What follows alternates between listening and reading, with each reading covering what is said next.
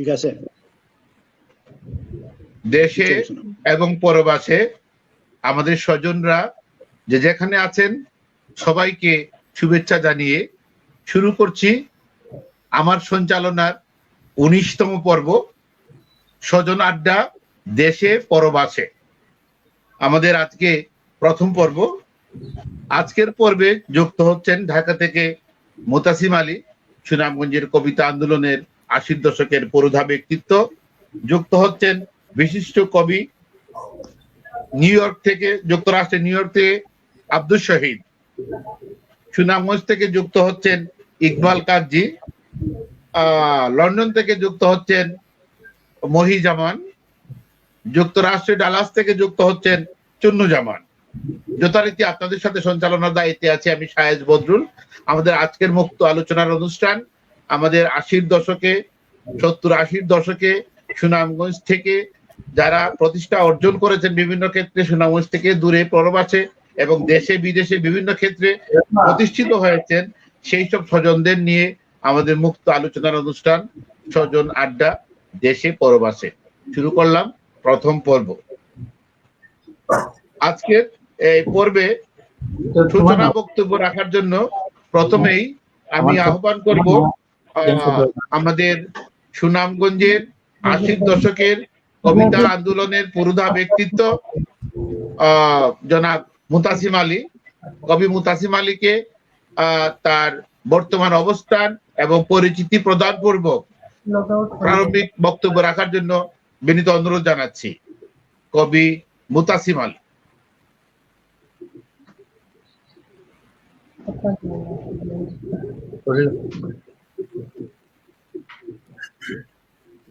মুতাসিম আলী। মুতাসিম ভাই শুনছেন আমাকে?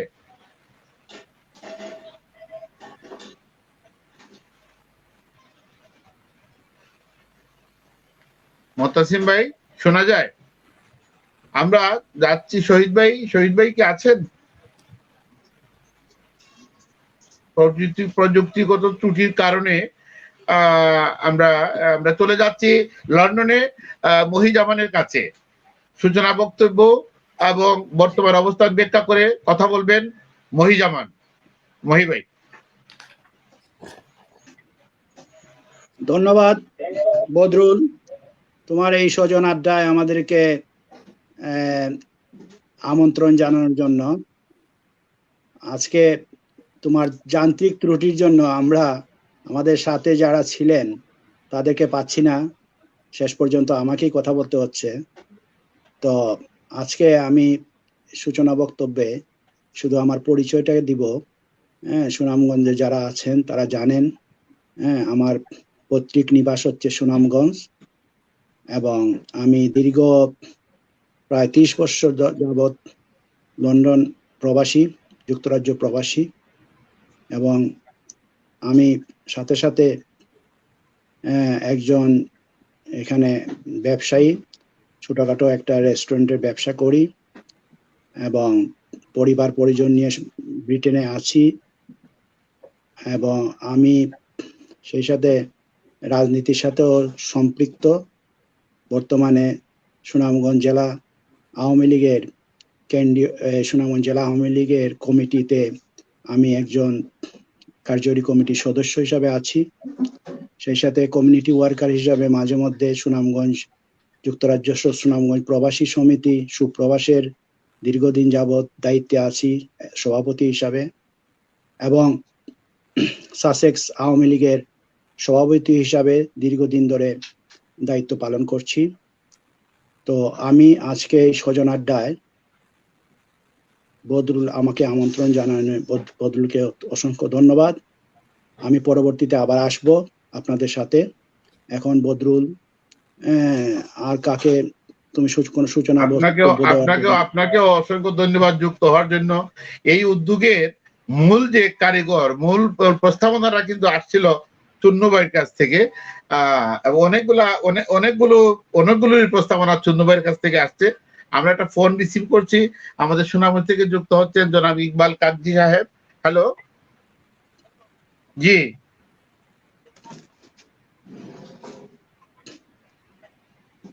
জি, আমি আমি আমি আমি লিঙ্কটা আবার সেন্ড করছি আপনাকে, আপনার লিঙ্কটা পাঠাচ্ছি। জি জি জি, আপনার আপনার মেসেঞ্জারে দিই।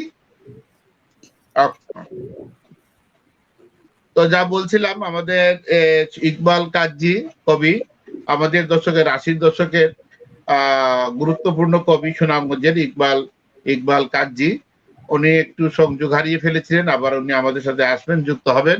আমরা ফিরে পেয়েছি যুক্তরাষ্ট্রের নিউ ইয়র্ক থেকে যুক্ত হওয়া আমাদের কবি আব্দুল শহীদ ভাই আবারও আমাদের কাছে ফিরে এসেছেন। আমি আব্দুল শহীদ ভাইকে তার পরিচিতি, বর্তমান অবস্থান এবং সূচনা বক্তব্য রাখার জন্য অনুরোধ করছি। কবি আব্দুল শহীদ। ধন্যবাদ সোহেল ভাই, আপনার আমন্ত্রণে আমরা যুক্ত হতে পেরেছি অনেক দূর দূরান্ত থেকে, দেশ থেকে, কেউ লন্ডন থেকে, কেউ আমেরিকা থেকে। সবার জন্য আমার শুভেচ্ছা এবং এবং আপনাকে অনেক অনেক ধন্যবাদ আমাদেরকে স্মরণ করার জন্য। আমি মূলত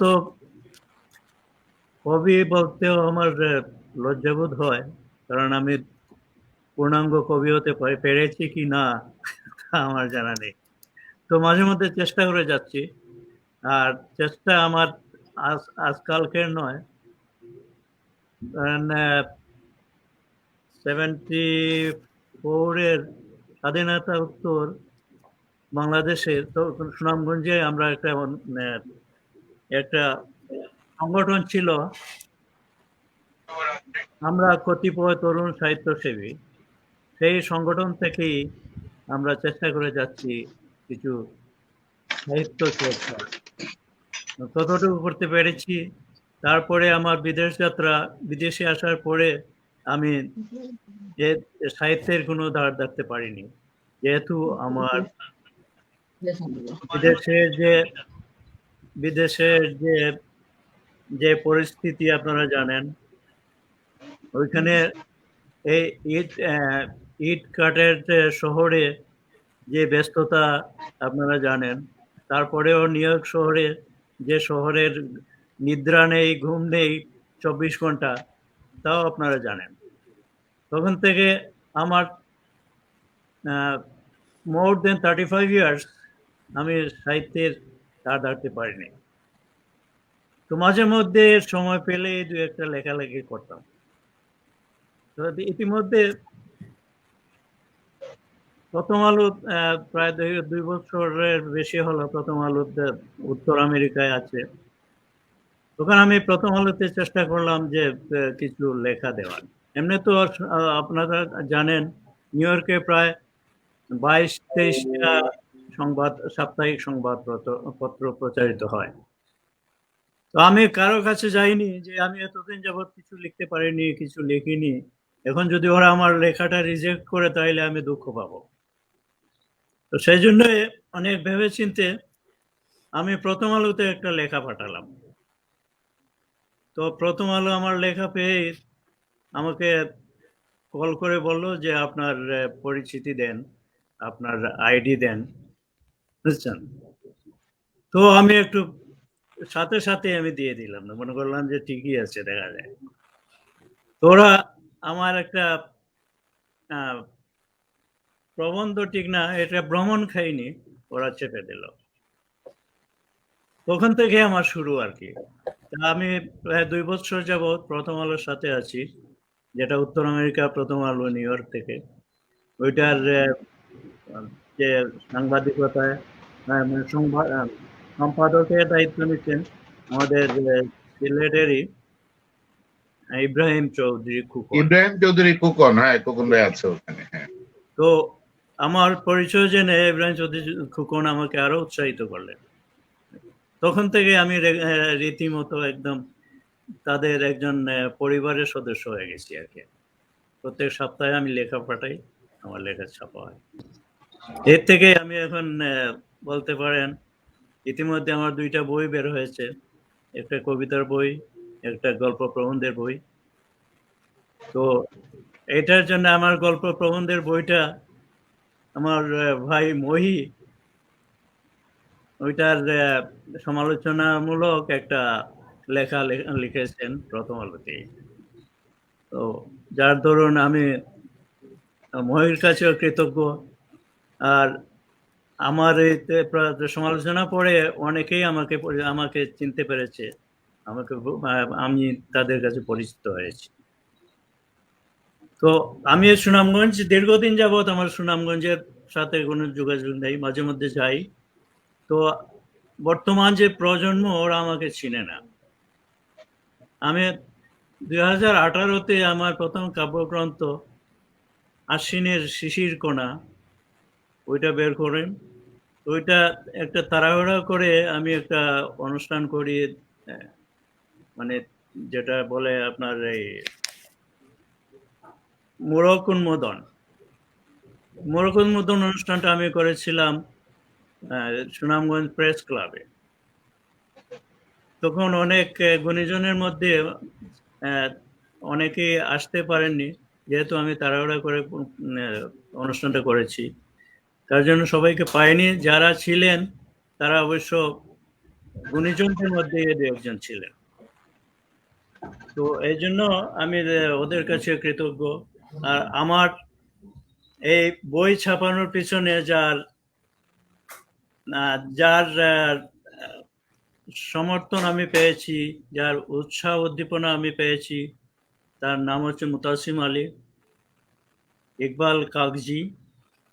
ওরা আমাকে বারবার প্রেসার দিচ্ছে যে তোমার তো লেখা অনেক আছে, তাইলে তুমি একটা বই বের করো না কেন? আমি বললাম যে বইটা গ্রহণযোগ্য হবে কি না, খালি বই তো ছাপালেই হবে না। তো যাই হোক, ওদের উৎসাহে আমি উৎসাহিত হয়েছি এবং বইটা বের করতে পেরেছি। তো আমার বক্তব্য এখনকার মতো এখানেই শেষ করছি।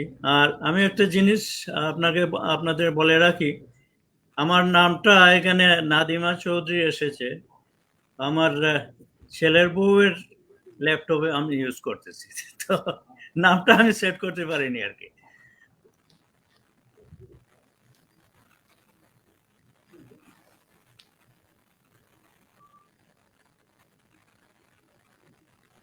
অনেক অনেক অনেক ধন্যবাদ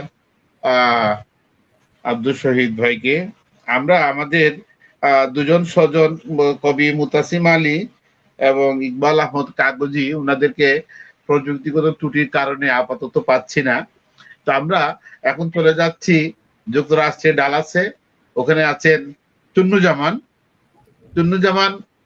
শুধু ডালাসে থাকলেও আমার সঙ্গে খুব যোগাযোগ হয়, মাঝে মধ্যে উৎসাহ দেন, সুনামগঞ্জের উন্নয়ন নিয়ে কথা বলেন, সুনামের নদী ভাঙ্গন নিয়ে কথা বলেন। আমরা স্বাগত জানাচ্ছি ইকবাল কাগজি, সুনামতে যুক্ত হয়েছেন 80-র দশকের কবিতা আন্দোলনের, উনিও একজন পুরোধা ব্যক্তিত্ব। স্বাগত কাগজি ভাই, স্বাগত আপনাকে। ইকবাল কাগজি ভাই, কাগজি ভাই কি শুনছেন আমাকে? শোনা যাচ্ছে? আপনি ভালো আছেন? ধন্যবাদ দিয়ে কাগজি ভাই, আপনি ভালো আছেন? আপনাকে ধন্যবাদ। আপনাকে দেখা যাচ্ছে, আমি দেখতে পাচ্ছি। জি জি জি কাগজি ভাই, আপনি ভালো আছেন তো? সুনামগঞ্জের সর্বশেষ বন্যা পরিস্থিতি কি? সুনামগঞ্জের সর্বশেষ বন্যা পরিস্থিতিটা একটু সংক্ষেপে বলেন তো, আমরা শুনি। আমাদের সাথে আছেন যুক্তরাষ্ট্র থেকে আব্দুল শহীদ চৌধুরী, ডালাস থেকে চুন্নুজামান, লন্ডন থেকে মহিজামান। কাগজি ভাই, সবাই চিনছেন আপনি?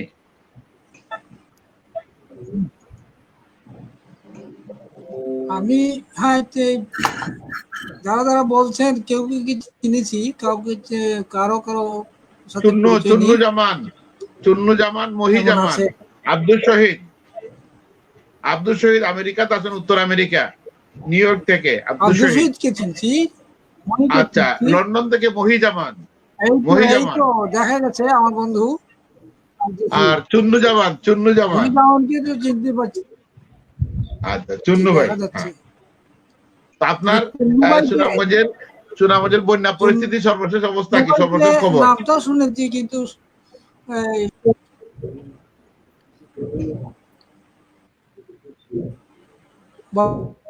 বলেন। আমি জানতে চাইছিলাম হ্যালো। ইকবাল কাজী ভাইয়ের কাছে সুনামগঞ্জের সর্বশেষ বন্যা পরিস্থিতির উন্নতির খবরটা জানতে চাচ্ছিলাম, কেমন উন্নতি হচ্ছে আপাতত। হ্যাঁ, বেশ উন্নতি হয়েছে এবং কমেছে, কমপক্ষে এই 2.5 ফুট থেকে 3 ফুট পানি কমেছে। আমার ঘরে এই প্রায় 8-10 ইঞ্চি পানি ছিল মেঝের মধ্যে, এটা কমেছে গতকালকের আগের কাজ। এবং এখন তো যা রাস্তায় ছিল রাস্তা থেকে চলে গেছে, অর্থাৎ ভালো আছে অবস্থাটা। কিন্তু আমরা শুনতে পাচ্ছি যে, এবং আবার খবর বলছে যে আরো 2-1 দিনের ভিতরে আবার বন্যা হতে পারে। এই হলো ব্যাপার।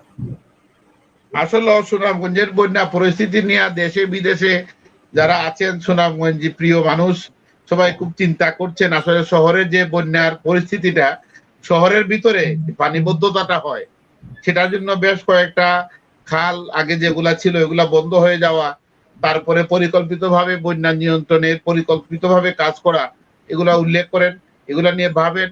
এবং দেশে বিদেশে যত দূরেই থাকুন, সুনামগঞ্জের মানুষ যত সুনামগঞ্জের নিয়ে যে ভাবেন, তার জ্বলন্ত প্রমাণ আজকে এখানে যারা একত্রিত হয়েছেন, বিভিন্ন সময় যোগাযোগ হয় আমাদের সঙ্গে, সুনামগঞ্জকে নিয়ে আন্তরিকভাবে ভাবেন।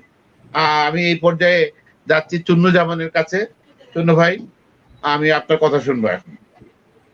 আসসালামু আলাইকুম, আমি চুন্নু জামান। আমি সুনামগঞ্জের অধিবাসী। আমার বাসা 54 নিঃসর্গ এলাকা, হাসাননগর, যেটা পূর্বে কলেজ রোড ছিল। আমি আজকে 10 বছর থেকে বিদেশে, দেশে ছিলাম 26 বছর সরকারি চাকরি করেছি, তারপরে বিদেশে পরবাসী হয়েছি।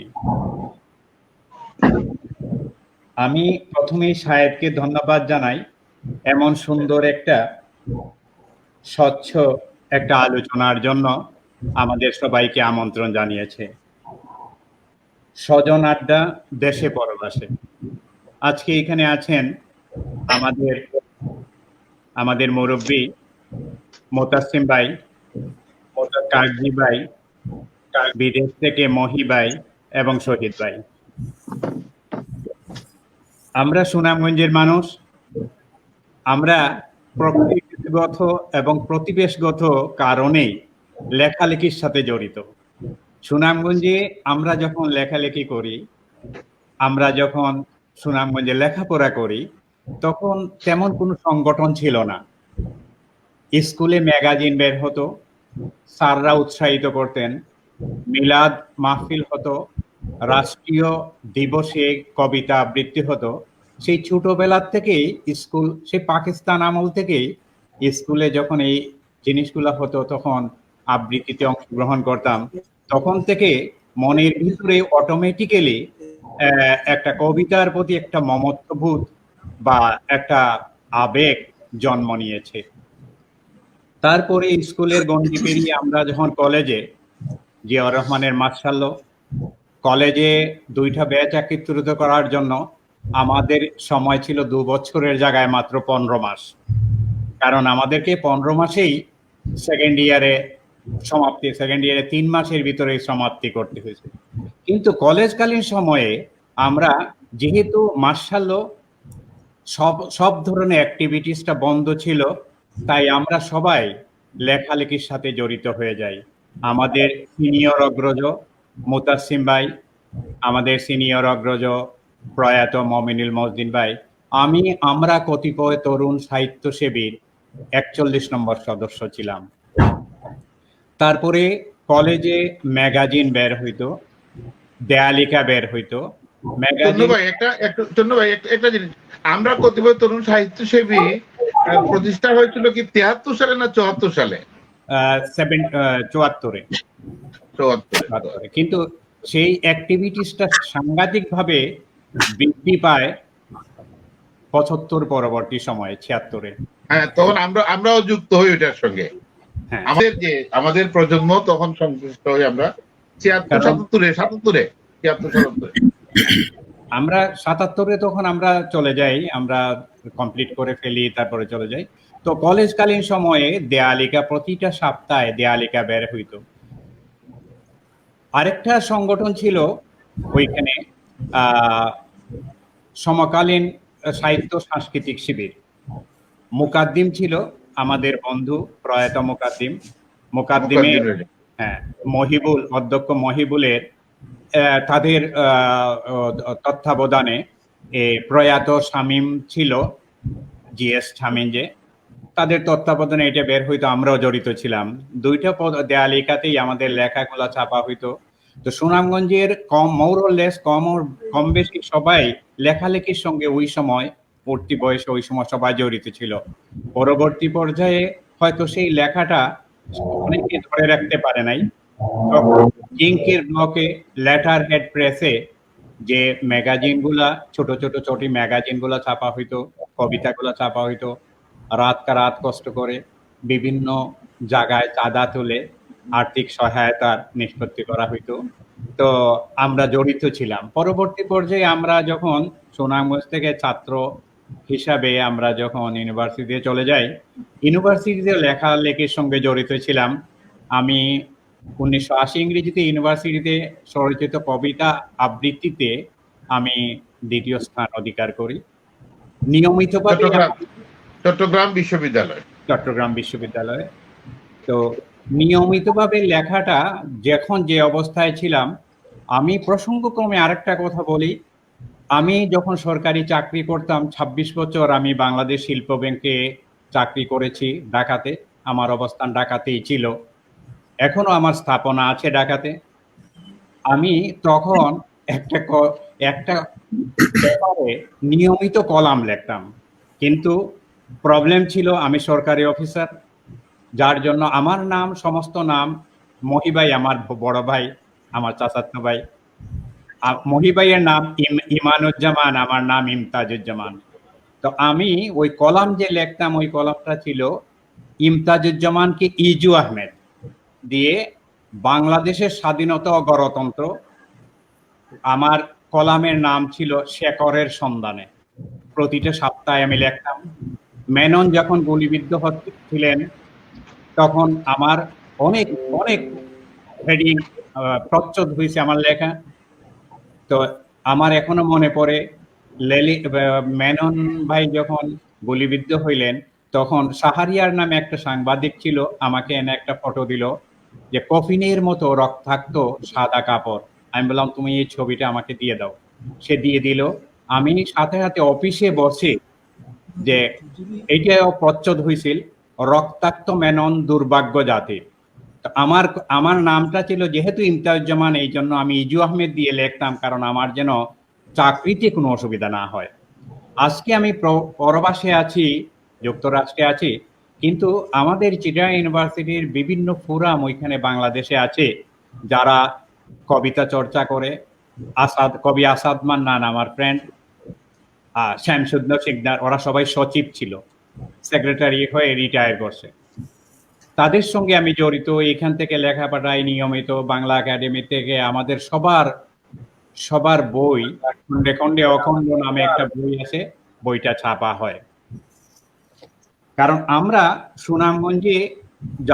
সুনামগঞ্জে লেখালেখি করেছি, তারা বিভিন্ন পর্যায়ে ছড়িয়ে ছিটিয়ে।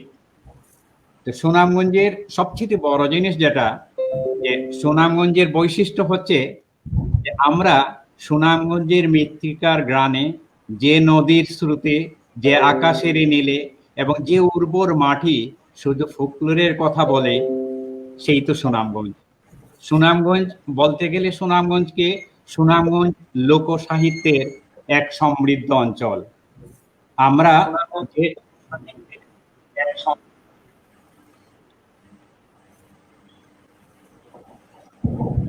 আর সাহিত্য একটা হচ্ছে কবিতা।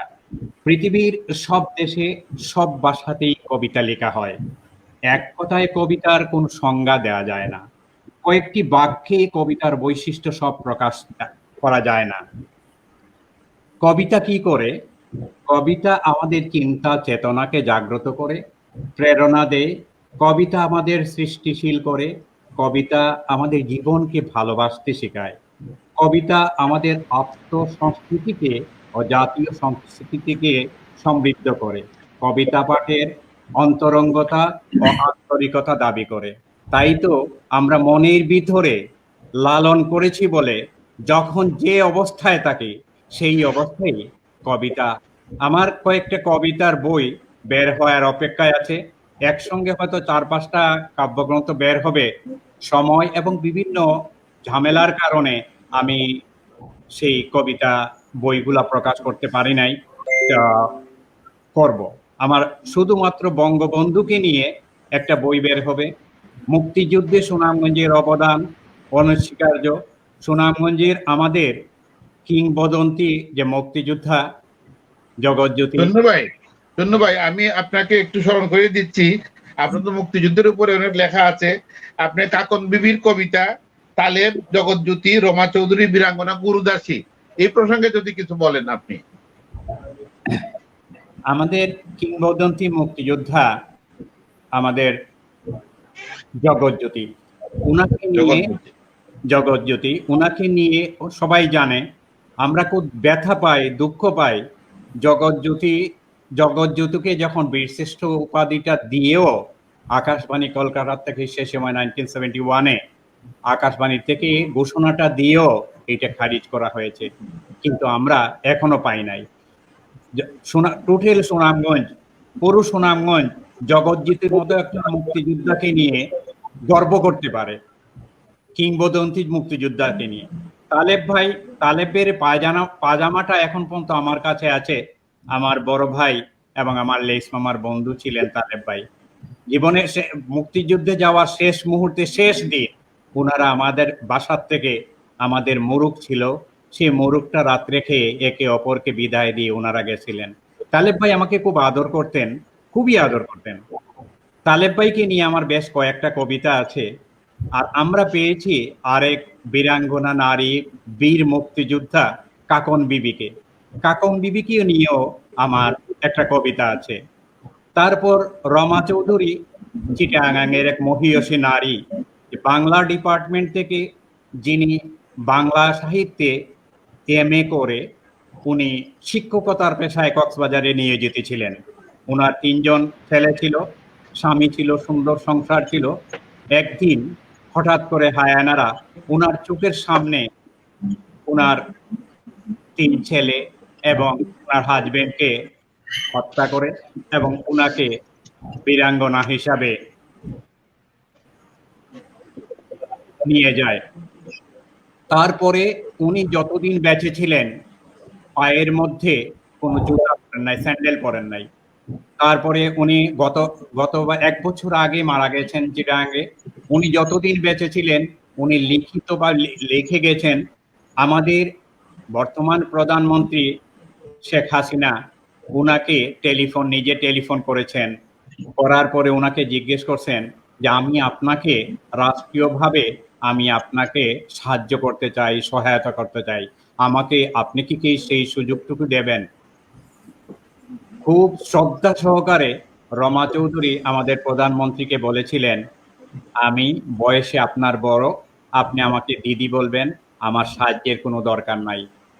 ওনার জীবনের শেষ মুহূর্তেও উনি যখন একজন মুসলমান একজন মানুষের বাসায় উনি ছোট্ট একটা চিলেকোঠার মধ্যে ওনার শেষ দিন অতিবাহিত করেছেন।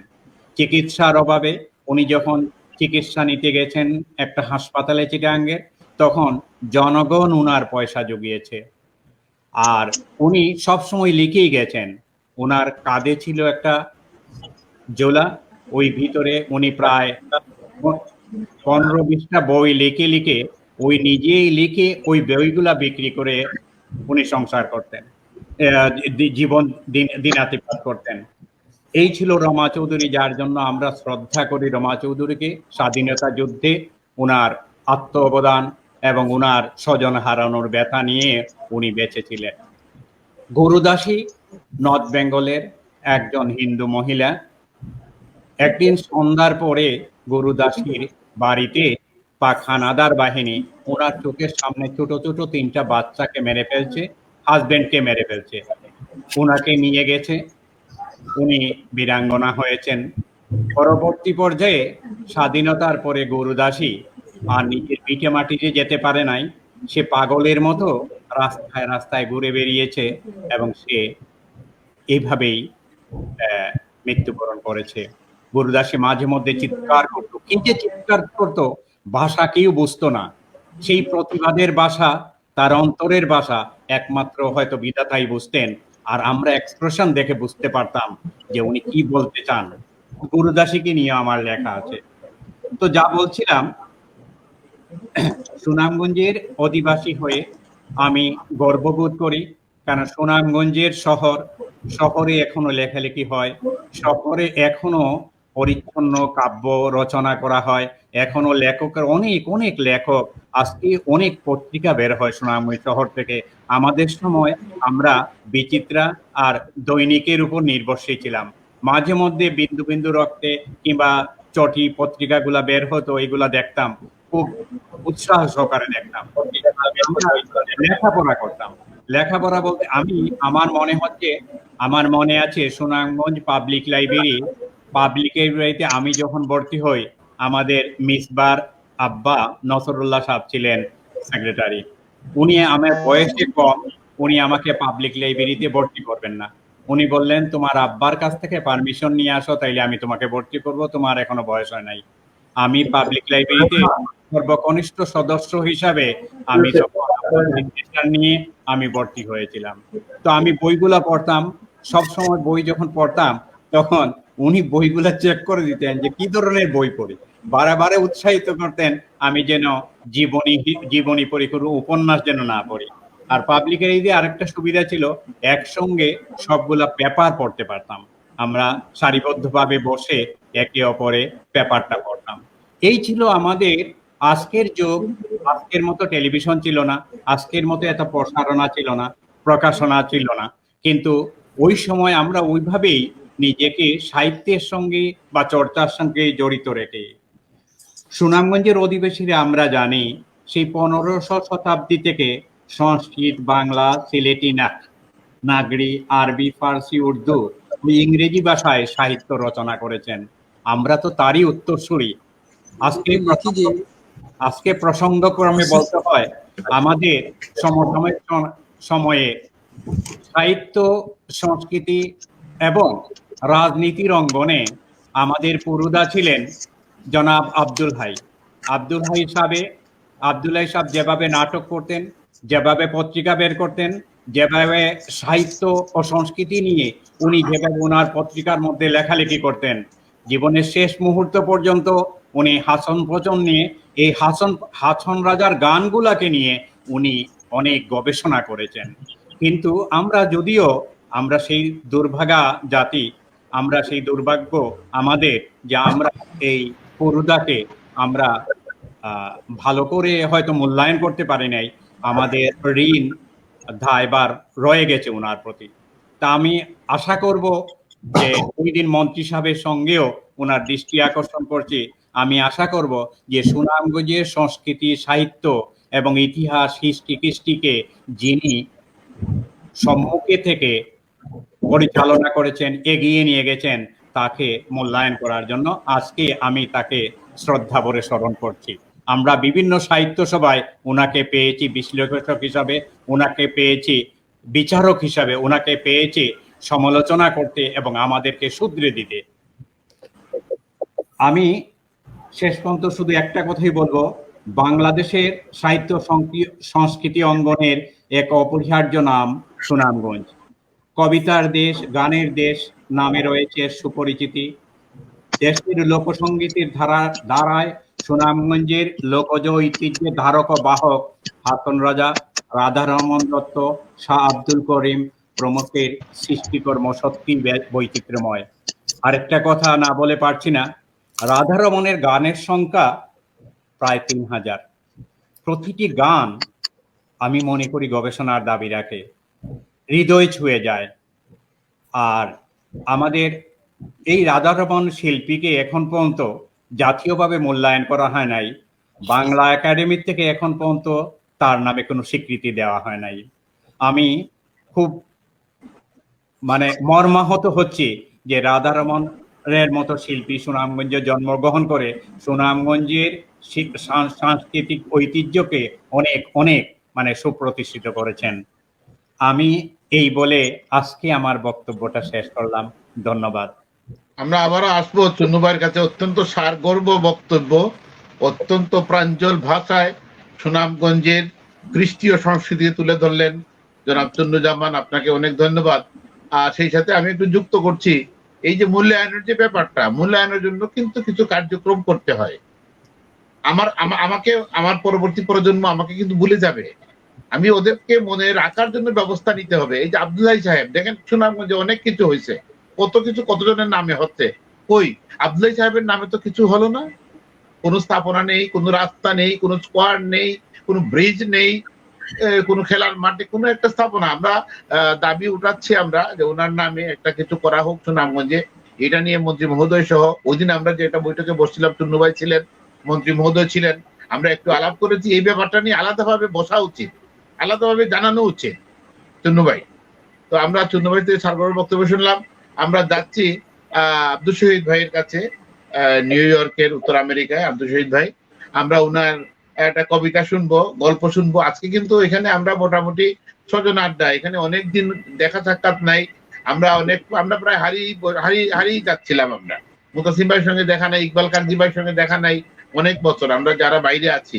সেজন্যই আমাদের এই আয়োজন, এবং যদি সামান্যতম কোনো যোগাযোগের মাধ্যম আমাদের হয়ে ওঠে, আর আমাদের মাধ্যমে যদি কেউ সামান্যতম কোনো বিনোদন পান, এই দুর্দিনে, এই বৈশ্বিক মহামারীতে আমাদের এই আয়োজন সার্থক হবে।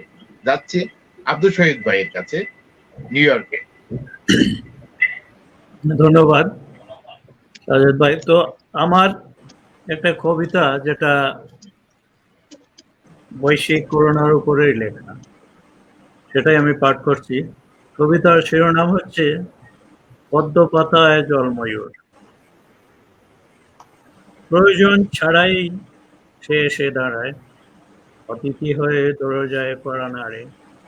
পদ্ম পাতায় জলময়ূরের মতো যেন দূরের গ্রামের কোনো খ্যাত কুটুম।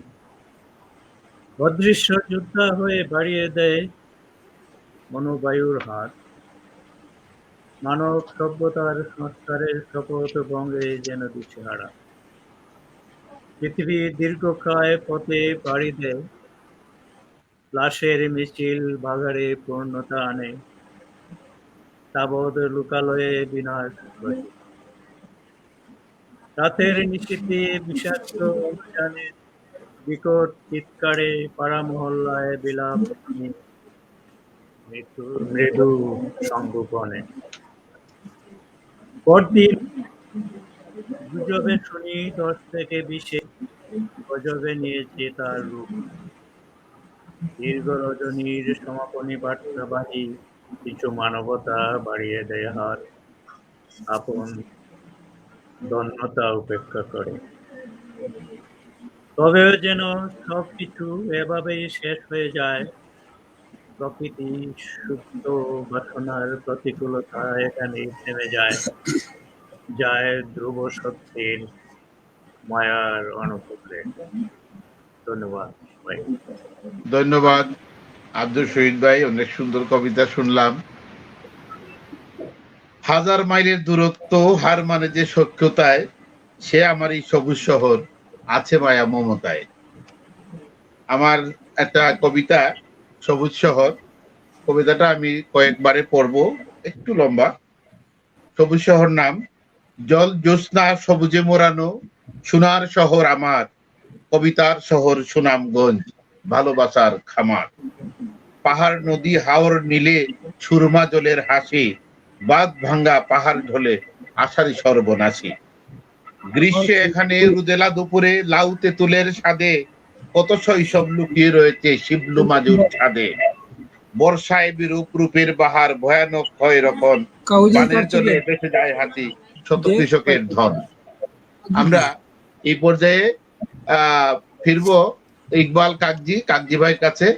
ইকবাল হোসেন কাকজি আমাদের সময়কার সৃজনশীল কবি, এখনো কবিতা চর্চা করে যাচ্ছেন। আমরা যাদের নাম, আমাদের প্রজন্ম, আমরা তো 70-80 দশকের, আমরা যাদের নাম শ্রদ্ধার সাথে স্মরণ করি কবিতা আন্দোলনের ক্ষেত্রে, মহিভাই, চন্নুভাই, তাদের পাশে মুতাসিম ভাইয়ের পাশে ইকবাল কাকজি অন্যতম ব্যক্তিত্ব। এখন কথা শুনবো ইকবাল কাঞ্চি ভাই।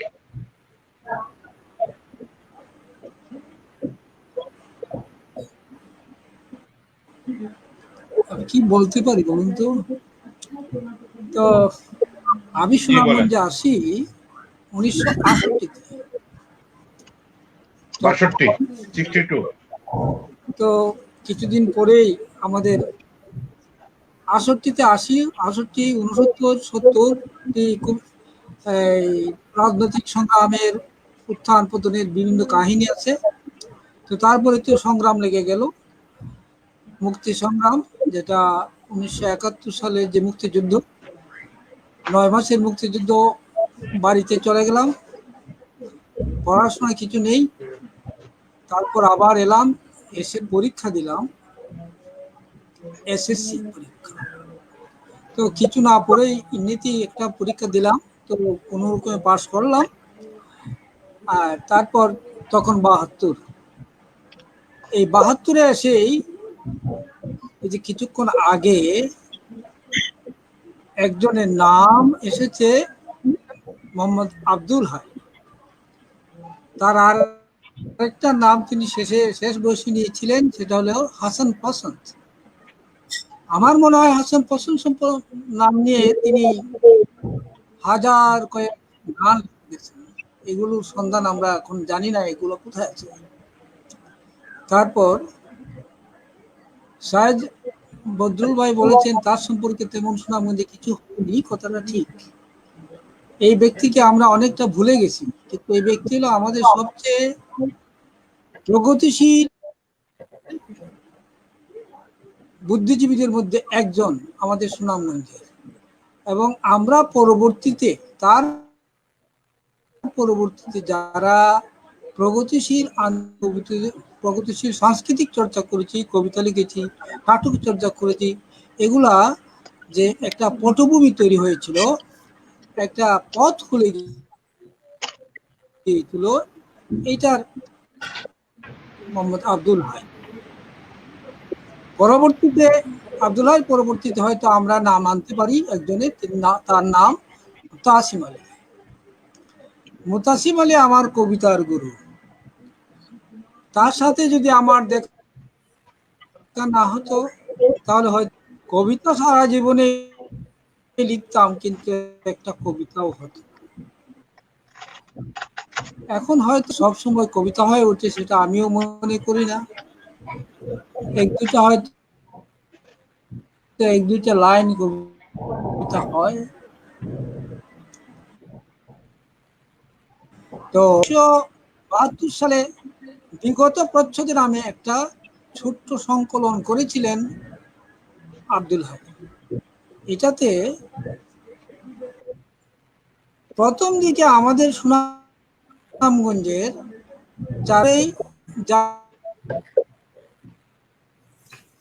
জাতীয় পর্যায়ে নির্মলেন্দু গুণ, শামসুর রহমান, এই ধরনের বড় বড় কবি যারা আছেন, নির্মলেন্দু গুণ, আবুল হাসান, এরার কবিতা একটা করেছে 72। তো এই সংকলনের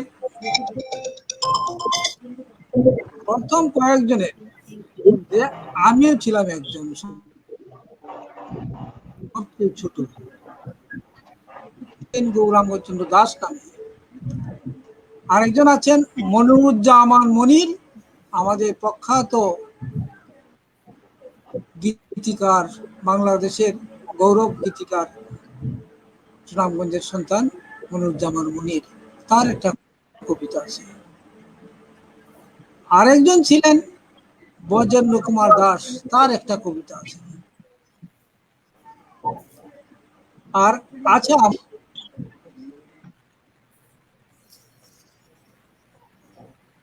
এইটাই আমার প্রথম ছাপা হওয়া কবিতা। ছাপা হওয়ার জগতে যখন শুরু, কবিতা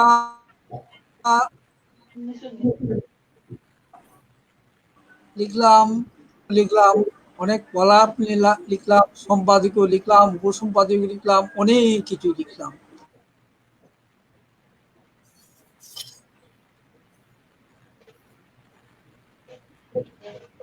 শুধু গল্পটা এবং উপন্যাসটা ছাড়া একটা গল্প হয়তো লিখেছি, ছোট্ট একটা, এটার নাম। আর একটা নাটক লিখেছিলাম ইঁদুর নামে। এটা পিরসুর নামে একটা পত্রিকা বের করতো। এটা অনেক আগে, এটা প্রথম দিকে। তারপরে আর আমার নাটকও লেখা হয়নি, তবে নাটকে মাঝে মাঝে আমি অভিনয় করেছি। শেষ পর্যন্ত নাটক অভিনয় ছেড়ে দিয়েছি।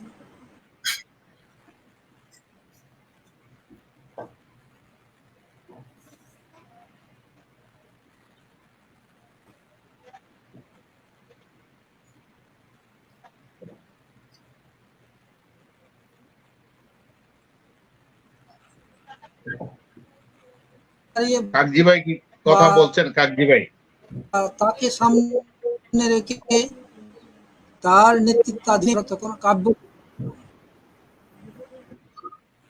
তো এখানে তখন একটা সংগঠন তৈরি করেছিলেন তিনি, আমরা এটার মধ্যে ছিলাম। এই সংগঠনটার নাম ছিল মুতাসিম আলী, প্রয়াত এখন প্রয়াত হাসান আফরোজ, তারপরে এখানে আছেন একজন আব্দুল শহীদ, মহিজামান, এরাও আছে। তো এখানে আরো যারা ছিলেন তারা হলেন আশরাফ আহমেদ, আর একজন হলেন শামীম লুৎফর। এখন কোথায় আছেন ভালো করে জানি, হয়তো লন্ডন বা আমেরিকাতে আছেন। আমেরিকাতে আছেন মনে হয় শামীম লুৎফর।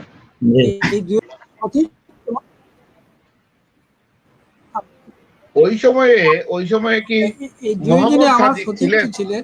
ওই সময়টাতে মোহাম্মদ সাদিক ছিলেন। আমার এই যে একজন হাসান আফরোজ আবুল ছিলেন,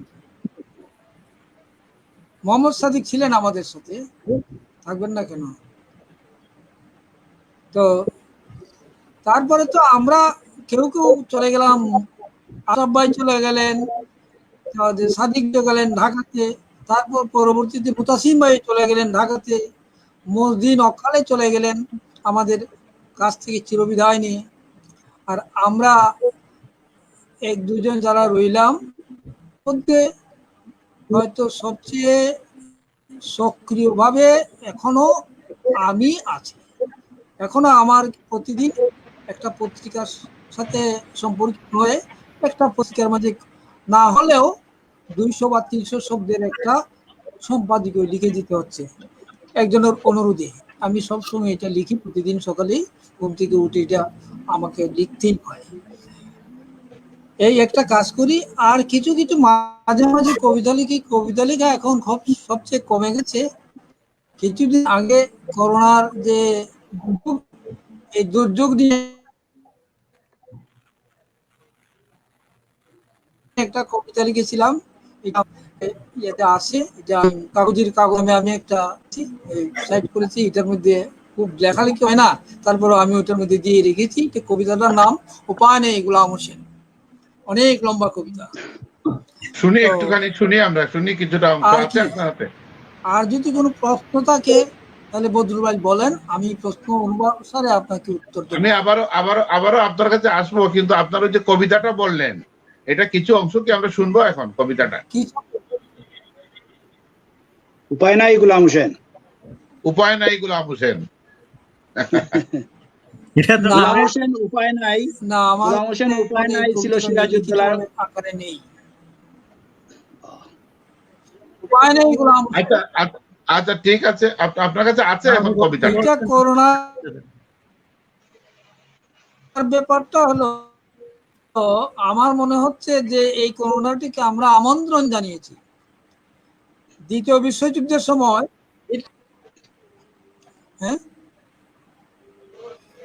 এই কবিতাটা পাওয়া যাবে, ফেসবুকের মধ্যে পাওয়া যাবে। একটা সুনামগঞ্জে একটা অনলাইন পত্রিকা ইদানিং বের করে একজন নাম সাইফুল আলম, তার কবিতার নাম গণসমাচার। এই গণসমাচারের মধ্যে সে প্রথম সুনামগঞ্জে অনেকগুলা দৈনিক পত্রিকাও এখন বের হয়। পাওয়া আগে তো যেতে শুধু পারে। সাপ্তাহিক কাগজ ছিল, একসময় তো কাগজ ছিলই না, কিন্তু 91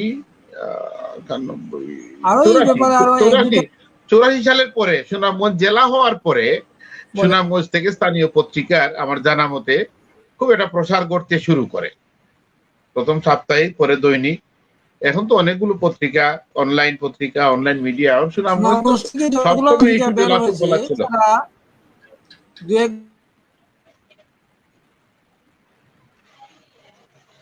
আমরা আমরা আচ্ছা, মহিবাইয়ের কাছে যাই, মহিবাইয়ের কোনো পরিবেশনা আমরা শুনে আছি।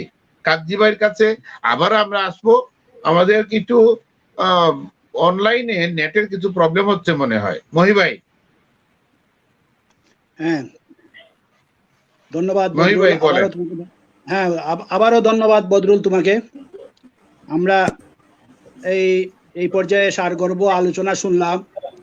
হ্যাঁ, আমার ছোট ভাই চুন্নু জামানের কাছ থেকে শুনলাম মুক্তিযুদ্ধের উপরে আলোচনা, সুনামগঞ্জের সাহিত্য সংস্কৃতি নিয়ে, গান এবং সঙ্গীত নিয়ে, এবং আমার বন্ধু ইকবাল কাকজি, তার কাছ থেকে শুনলাম এই তার কবিতা নিয়ে আলোচনা, সাহিত্য নিয়ে আলোচনা, এবং প্রয়াত মোহাম্মদ আবদুল্লাহ সাহেবের নিয়ে স্মৃতিচারণ। বেশ ভালোই লাগলো। আমি আসলে কথা বলতে আমার ভালো লাগে না, আমি কথা শুনতে ভালোবাসি। আমার এটা একটা খারাপ গুণ, আমি চুপচাপ থেকে আমি সবার কথা শুনি। যদি প্রয়োজন পড়ে তাহলে দুই এক কথা আমি বলি। যাই হোক, আজকের এই স্বজন আড্ডা দেশে এবং প্রবাসে বদরুলের এই প্রয়াসকে আমরা ধন্যবাদ জানাই। বদরুল সেই ছোটবেলা, বদরুল যখন সেই ছোটবেলা ছিল তখন থেকে তারে আমি চিনি এবং জানি ভালোভাবেই, এবং আত্মীয়তার সূত্রেও সে আমার ছোট ভাই। এবং আজকে রাজনৈতিক সহকর্মী হিসাবেও বদরুলকে আমরা একসময় সেই 75, 76, 78 পেয়েছি এবং 74 পেয়েছি। বদরুল তখন খুবই তরুণ এবং খুবই অ্যাক্টিভ, এবং সাহিত্য এবং সমাজসেবায় বদরুলের অবদান যেটা আমরা এখনো দেখতে পাচ্ছি, যে বদরুল যেভাবে তার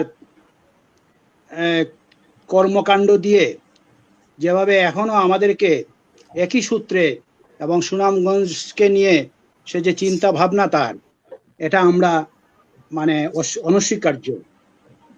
তো বদরুলকে আমি হঠাৎ করে হারিয়ে ফেলেছিলাম। সেই বদরুল আমি যখন 86-এ 87-এর দিকে লন্ডনে চলে আসি। লন্ডনের মানে কি, আমি মনে হয় হ্যাঁ, লন্ডনে চলে আসার আগে 83-তে বা 84-এ হয়তো সিলেটে হঠাৎ করে এক জায়গায় আমি গেছি, মনে হয় একটা পত্রিকা অফিসে একটা সংবাদ প্রকাশের জন্যই মনে হয় গিয়েছিলাম। তো আমি জানতাম না যে বদরুল, হ্যাঁ, বদরুল সেই সংবাদ পত্রিকার সাথে জড়িত। আমি যখন গেলাম, এটা হচ্ছে গিয়ে জিন্দাবাজারে কোনো এক জায়গায়, আমার স্পষ্ট মনে আছে। হ্যাঁ, বদরুল তখন ছোট, সে আকারে ছোট, সে স্বাস্থ্যেও মানে তেমন মানে হ্যাংলা পাতলা ছিল। এখনের বদরুল আর তখনকার বদরুলের মধ্যে অনেক পার্থক্য। হ্যাঁ, তো বদরুলকে আমি তো এখন চিনতে পারতাম না যদি বদরুলের পরিচয় আমাকে না দিত। তখন আমি এই পত্রিকা অফিসে যাওয়ার পরে হঠাৎ করে দেখি ডেস্কের মধ্যে বদরুল বসে আছে। হ্যাঁ, আমাকে দেখে তো বদরুল আশ্চর্য, আমিও বদরুলকে দেখে হতবাক হয়ে যাই। বদরুলটা সুনামগঞ্জ থেকে মনে হয় তখন সিলেটে চলে আসছে। বদরুলের সাথে আমার অনেক বছর দেখা নাই। হঠাৎ করে আমি যখন 77-এ রাজশাহীতে চলে গেলাম, তারপরে মাঝে মধ্যে আসতাম সুনামগঞ্জ। আসলে পরে এই বদরুলের সাথে আর দেখা হইতো না, যেহেতু বদরুলটা তখন আর সুনামগঞ্জে ছিল না মনে হয়। তো সিলেটেই বদরুল শিফট হয়ে গেছে। তো বদরুলের সাথে হঠাৎ করে এই পত্রিকা অফিসে দেখার পরে তো আমরা মোটামুটি এরপরে আবার বদরুলকে হারিয়ে ফেললাম। বদরুল কে জানি, বদরুলকে কিভাবে জানি বদরুল গুম হয়ে গেল আমি জানি না। ফেসবুকেও বদরুলকে খুঁজে পেলাম না। হ্যাঁ, 2012 সাল থেকে বা 11 বছর হয়ে গেছে আমি মনে হয় ফেসবুকে আসি, কিন্তু বদরুল নামে কোনো কাউকে আমি খুঁজে পাইনি ফ্রেন্ড লিস্টে। হঠাৎ করে শাহেজ বদরুল নামে একটা বদরুলের একটা ফ্রেন্ড রিকোয়েস্ট আসলো, কিন্তু শাহেজ বদরুল নামে আমি কাউকে চিনি না। শাহেজ বদরুল আমি জানতাম না, বদরুলই জানতাম বদরুলকে। তো আমার কাছে অপরিচিত মনে হলো। তারপরে যাই হোক, বদরুলের ফ্রেন্ড রিকোয়েস্ট অ্যাকসেপ্ট করলাম। বদরুলের ছবি খুঁজতেছিলাম যে বদরুলটা কে, সেই কি আমার বদরুল না এই শাহেজ বদরুল আরেক বদরুল। বদরুলের ছবি তার টাইম লাইনে গিয়ে খুঁজতে খুঁজতে বদরুলকে তো আমি চিনি না। বদরুলের সম্পূর্ণ গেট আপ সেট আপ সব চেঞ্জ হয়ে গেছে। তখন আমি অনেক কষ্টে বদরুলের সাথে মনে হয় চ্যাটিং করে, আমার মনে হয় মেসেঞ্জারে, তারপরে আমি জানলাম এই বদরুল সেই বদরুল। হ্যাঁ, তো আমি তখন একটা কমেন্ট দিয়েছিলাম, বদরুল তুমি কোথায় গুম হয়ে গিয়েছিলে। হ্যাঁ, তো এই বদরুলকে আমি পেলাম অনেক অনেক বছর পর।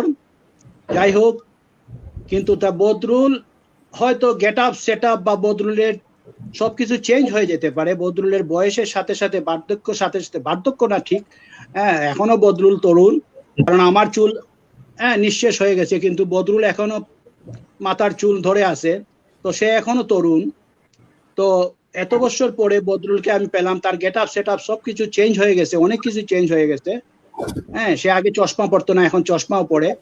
যাই হোক, আমি দেখি নাই তাকে চশমা পড়তে ছোটবেলা। তো স্বাস্থ্য মানে অনেক বড় হয়ে গেছে সে। তো যাই হোক, তারপরেও বদরুলের যে স্বভাব চরিত্র এবং তার যে অ্যাক্টিভিটিস, এটা কিন্তু এখনো চেঞ্জ হয় নাই। সেই বদরুল, যেই বদরুল সেই শেষ বিকেলের কবিতা থেকে বদরুল, সেই রাজনীতি থেকে বদরুল, সেই যে সমাজ সেবায় বদরুল, সেই যে মানুষের সুযোগ সুবিধা, মানুষের পাশে থাকার বদরুল, সেই যে মানুষের সুখ সুবিধায় বদরুল, এখনো বদরুলকে আমরা তাতেই দেখছি। তার সেই স্বভাবটা তার এখনো বদলায়নি। কিছুদিন আগেও সে একটা ছেলেকে নিয়ে, একটা ক্যান্সার রোগীকে নিয়ে ভারতে গেছে। আমি ফেসবুকে ফলো করি তাকে, দেখলাম যে তার যে ত্যাগ এবং তার যে মানুষের প্রতি মমত্ববোধ, এটা আমরা কখনো বলবো না। তো বদরুলকে আমি অশেষ ধন্যবাদ জানাই। সে আমাকে বারবার টেলিফোন করে, মহি ভাই আপনি আসেন আমাদের স্বজন আড্ডায়। আমি তো আগেই বললাম যে আমি কথা বলতে পছন্দ করি না, আমি কথা শুনতে ভালোবাসি, এটা আমার একটা বদ গুণ, খারাপ গুণ। কিন্তু বদরুলের কথায় আমি আসতে হলো, এবং আজকে এই যে আমার বন্ধু ইকবাল কাগজি এবং আমার বড় ভাই, শ্রদ্ধেয় বড় ভাই শহীদ ভাই, এবং আমার ছোট ভাই চুন্নু জামান, সবাই আমরা সুনামগঞ্জের, একসাথে বড় হয়েছি, একসাথে আমরা গড়ে উঠেছি, একজনের সাথে আরেকজনের প্রত্যেকদিন দেখা হতো। আজকে তাদেরকে পেয়ে আমি একটু উৎফুল্ল, এবং সেই জন্য আমি একটু বেশি বক বক করছি।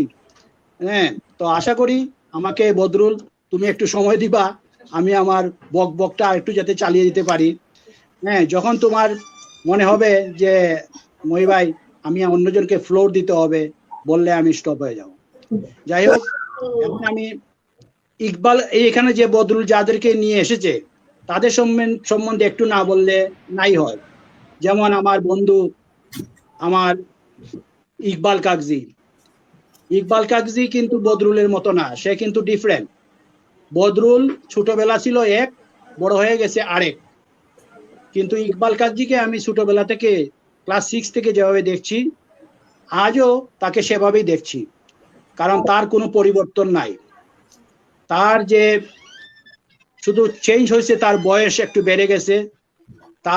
তাকে নিয়ে আমি ওই দিন একটা লেখাও লিখেছিলাম যে তুমি তোমার মাথা ভর্তি চুল নিয়ে বেঁচে থাকো। তো সে এখনো তার মাথা ভর্তি চুল, একটু হয়তো দাড়িতে হয়তো একটু পাকন ধরেছে, কিন্তু এটা তারপরেও তার যে স্বাস্থ্য সে যে ধরে রেখেছে, তার স্লিমনেস, তার বডির ফিগার সবকিছু আগের মতোই। এই সেই কাগজি যার সাথে আমার একটা স্মৃতি জড়িত আছে। যে স্মৃতিটা হচ্ছে যে কলেজে আমরা দুজনেই একই ক্লাসে পড়তাম। তো সে মনে হয় বিজ্ঞান বিভাগে ভর্তি হয়েছে, আমিও বিজ্ঞান বিভাগে ইন্টারমিডিয়েটে। তো আমাদের পরীক্ষা, আমরা হচ্ছে কি গাধা ছাত্র, আমরা স্কুলের সবচেয়ে পিছনের সারির ছাত্র।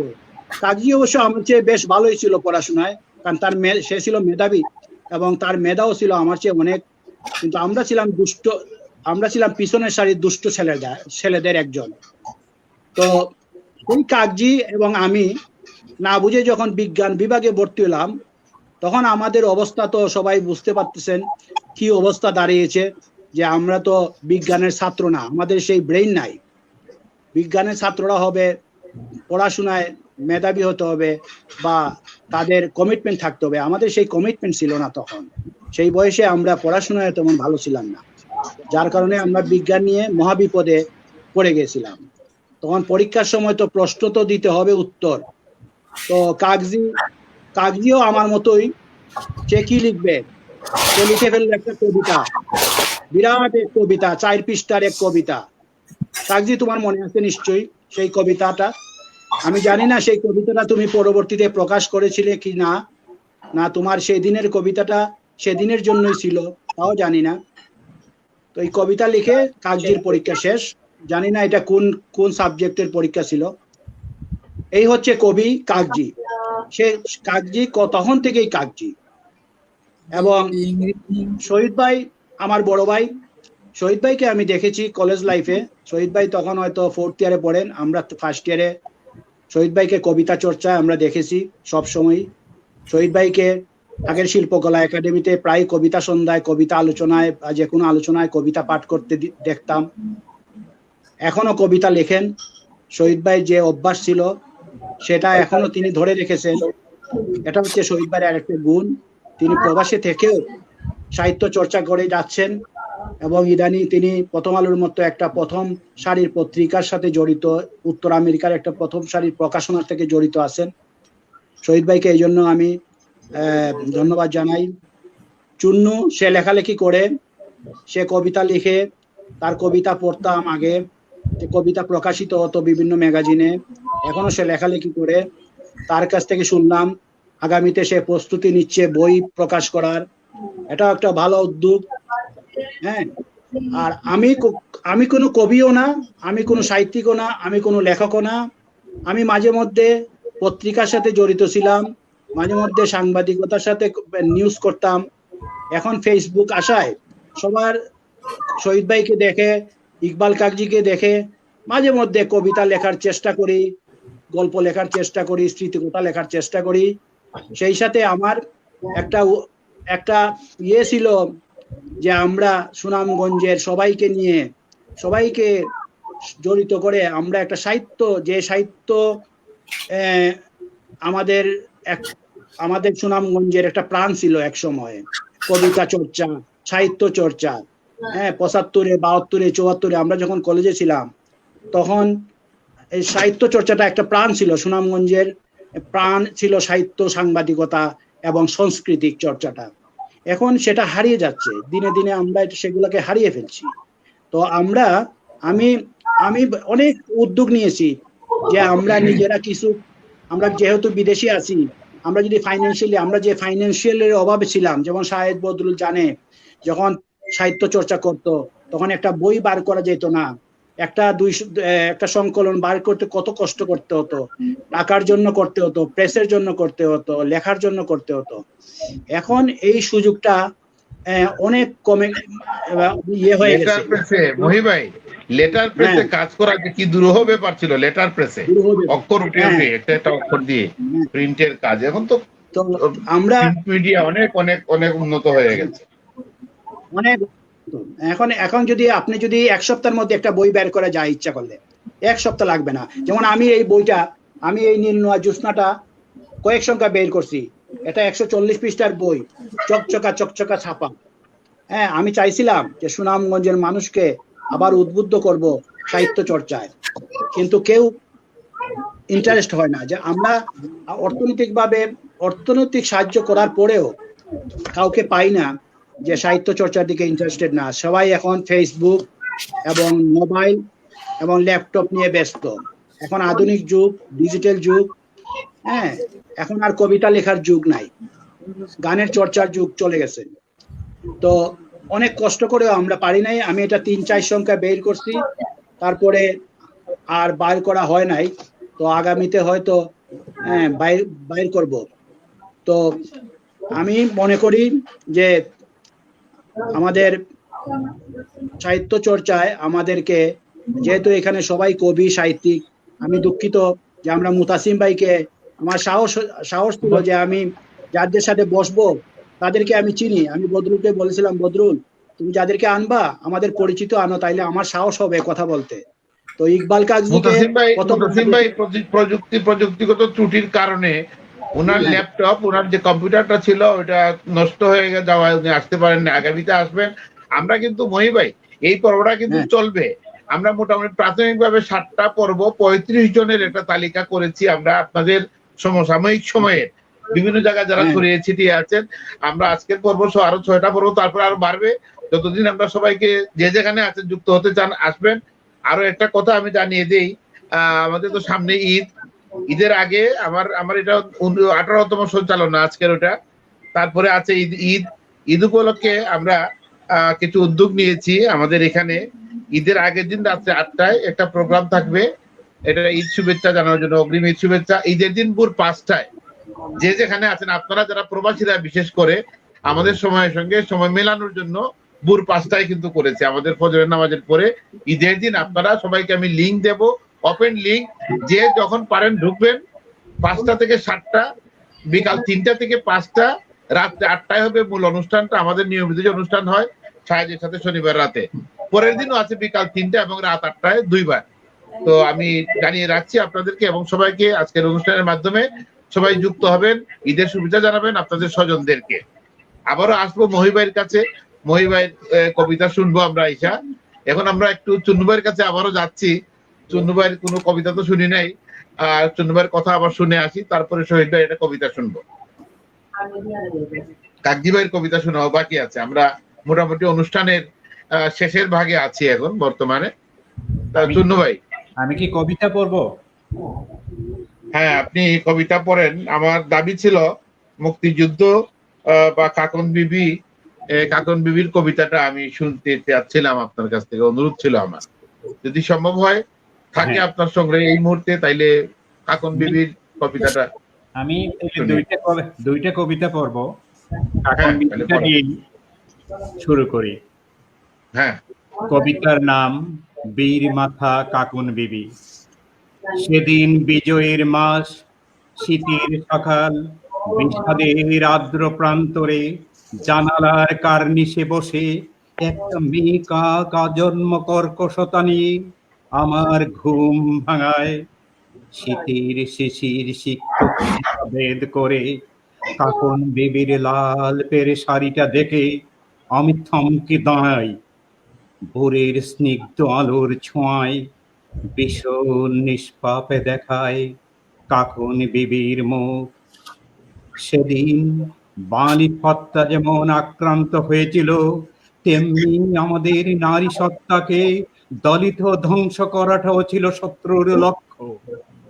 হ্যাঁ, আমি বলছি আটপুর এক নারীর কথা, বলছি বীর প্রতীক এক আদিবাসী বাঙালির কথা, বলছি সেই মা বোনদের কথা যে নারী অহর্নিশি চোখে জল নিয়ে হাসতে পারে, অত্যাচারের সকল গ্লানিকে উড়িয়ে দিয়ে চোখে অস্ত্র নিয়ে অস্ত্র হাতে লড়ে যেতে পারে।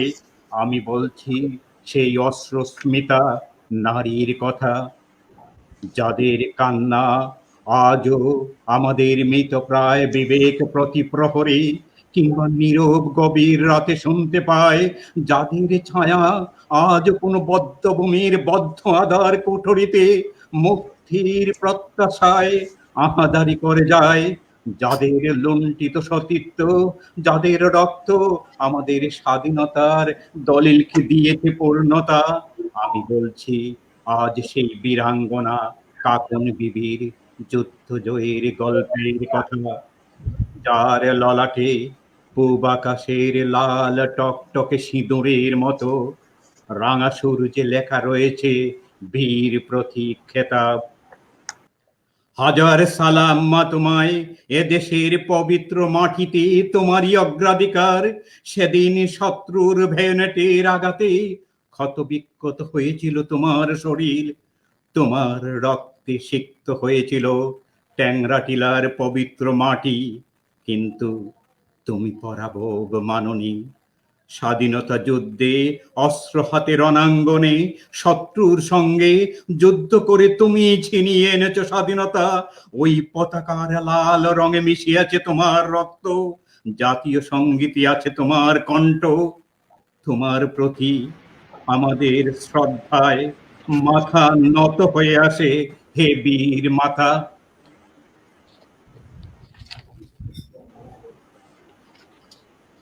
আমার দ্বিতীয় কবিতা।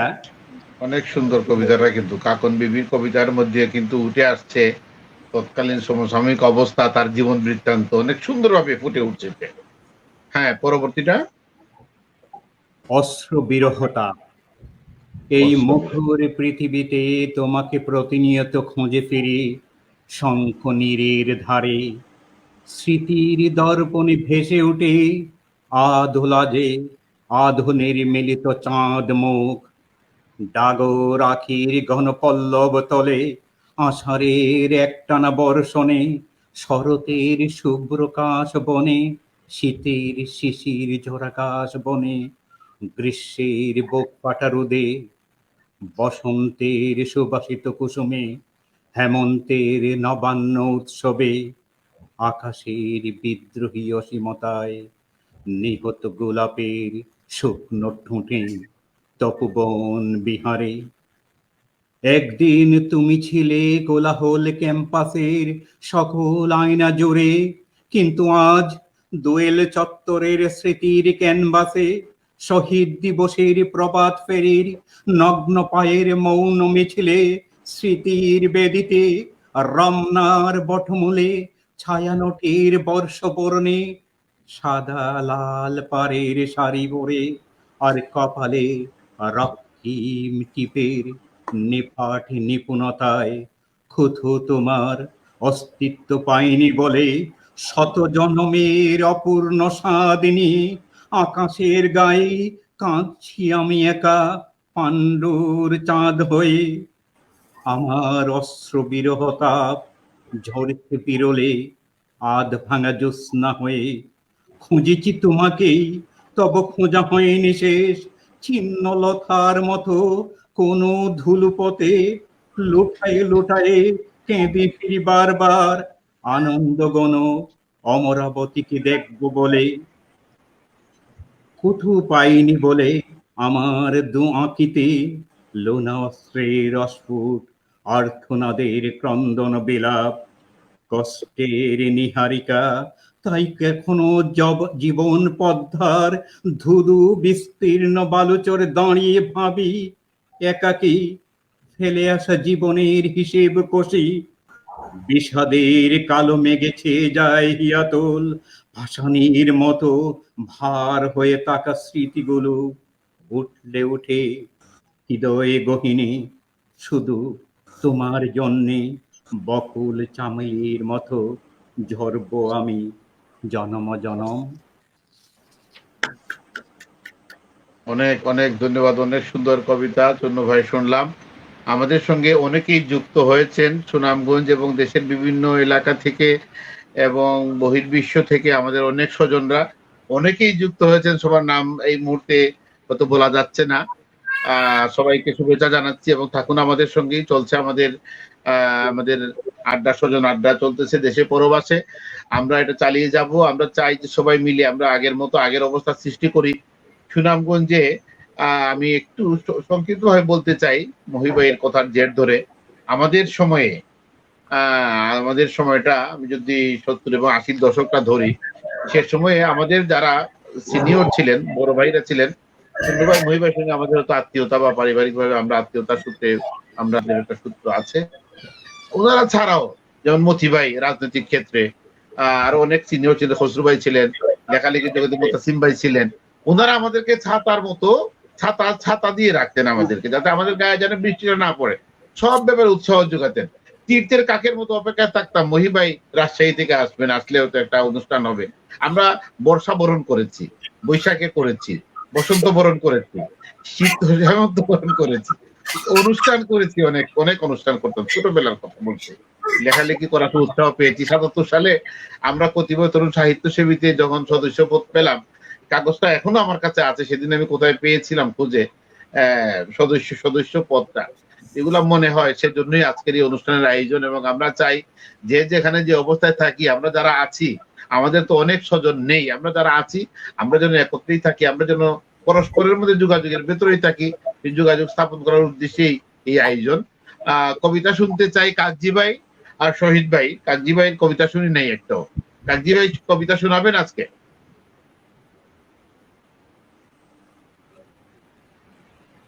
আচ্ছা, শোনাই। শোনান।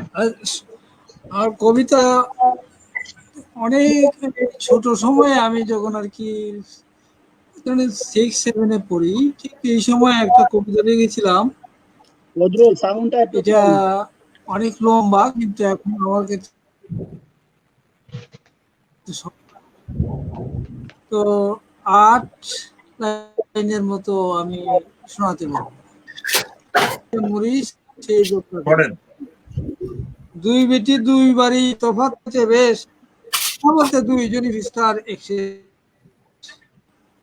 এক বেটি কথা কয় হাত নাড়াইয়া, আর বেটি কথা কয় হাত তালি দিয়া।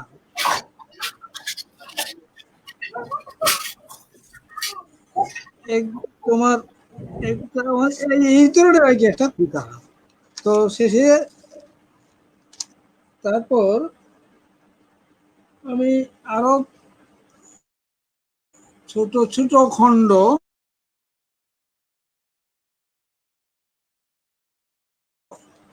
কাগজি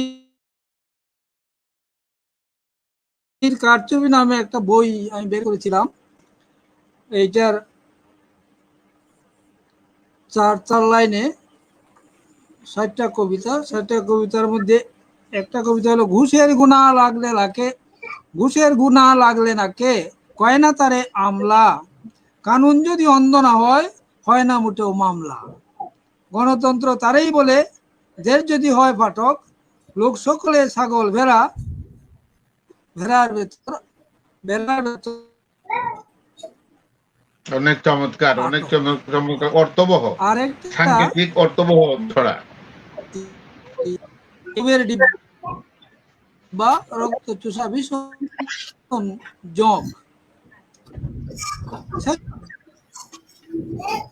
সপ্তন্ত্রকে হক মেরে খায় গণতন্ত্র, উড়িয়ে দেয় এক ফুঁকে।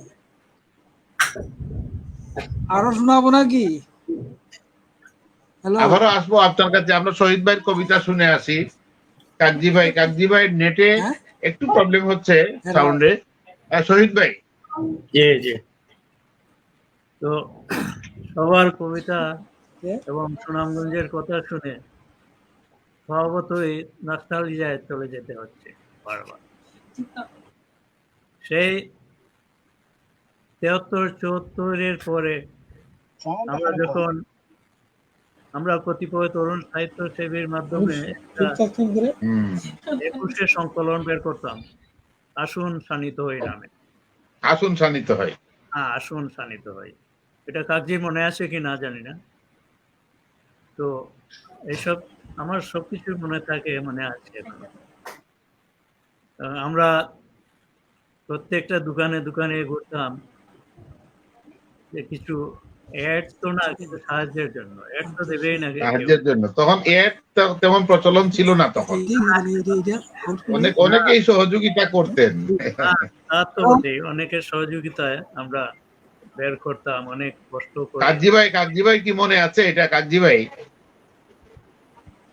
হ্যালো, কাকজি কাকজি মনে ভাই, শহীদ ভাই যে বললেন যে আসুন শানিত হই, দোকানে দোকানে ঘোরা, আমি তো আমার চোখে ভাসতেছে দৃশ্যগুলা।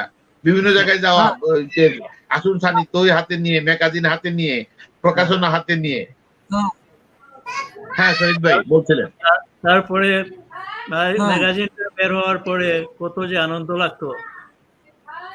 প্রেসের পয়সা হয়তো বাকি, কিছুটা বাকি রেখে ওনারা আমাদের কনসিডার করতেন, দিয়ে দিতেন, যে পরে পরে দিয়ে দিও। আর কে কার দেবে? আমরা তো পয়সা কালেকশন করতে পারিনি, আমাদের পকেট তো পয়সা দেওয়ার মতো সে সময় কোনো তখন প্রেস ছিল 3-4টা প্রেস ছিল বোধহয় তখন, না শহীদ ভাই? প্রেস ছিল, রায় প্রেস ছিল, Roy press, Gulistan press, Gulistan press, right. আর তারপরে ছিল রহমানিয়া প্রেস ছিল তখন, রহমানিয়া প্রেস ছিল। রহমানিয়া প্রেস তো তা জানি না, তবে আমরা গুলিস্তান প্রেসে সব সময়, গুলিস্তান আর রায় প্রেসটাই ছিল আগে ছিল। আর আমাদের আব্দুল্লাহ সাহেবের আদর্শ প্রেস ছিল নাকি এটা চুন্নু ভাই? পরে মুর্শিদি প্রেস, রাইট প্রেস। হ্যাঁ শহীদ ভাই। হ্যাঁ, তো আসন সান্নিধ্য হই যে ম্যাগাজিনটা, এই ম্যাগাজিনে আমার প্রথম যে কবিতাটা ছাপা হয়েছিল, সেটার জন্য মুতাসিমের অনেক দান আছে, অনেক অবদান আছে। তখন আমরা বুঝতে পারতাম না যে পদ্য আর গদ্য কবিতা কাকে বলে। তখন আমরা গদ্য কবিতা থেকে শুরু করি। আমার এই কবিতাটা ছিল, এখনো মনে আছে 2-3টা লাইন আমি বলতে পারবো। যেমন, আমি একা ভীষণ একাকী, একটি করুণ কাক ডাকে সারা রাত, কেউ তার পাশে নেই, বন্ধু নেই, আমি একা ভীষণ একাকী, এই ধরনের একটি। তো আজকের ছোট ভাই চুন্নুর যে আবৃত্তি আমি শুনলাম, আসলে কবিতার মূল মন্ত্র হচ্ছে আবৃত্তি। আবৃত্তি যদি ঠিক না থাকে তাইলে কবিতা পাঠের কোনো সার্থকতা থাকে না বলে আমি বিশ্বাস করি। ছোট ভাই চুন্নু অনেক সুন্দর আবৃত্তি করেন, ওনাকে আমি ধন্যবাদ জানাই। আর আমরা তো লেখি ঠিকই, তবে আবৃত্তি কতটুকু করতে পারি কি না পারি সেটা আমাদের নিজেরই পছন্দ না, আমার নিজেরই পছন্দ না। তবুও আমি কবিতা পড়ছি। আমার কবিতার শিরোনাম মধুর মত্ততায় ভরে উঠুক।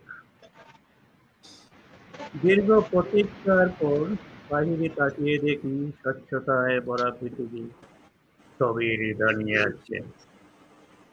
পাখিদের ডানার বিদুরন শব্দ হয়নি কখনো, এত লাশের গণকবরেও চৌচির হয়নি নিশ্চিত। প্রকৃতির বৈরিতা থেমে যাওয়ার আহ্বান শুনি, হয়তো আবার কোলাহল মুখর হবে সব ধন্যতা। এতদিন যে পাখির কণ্ঠে হয়েছিল বেসুর গায়কী শিল্পী, আজ শুনি তাদের কণ্ঠে শুদ্ধ খেলা যুগলবন্দি।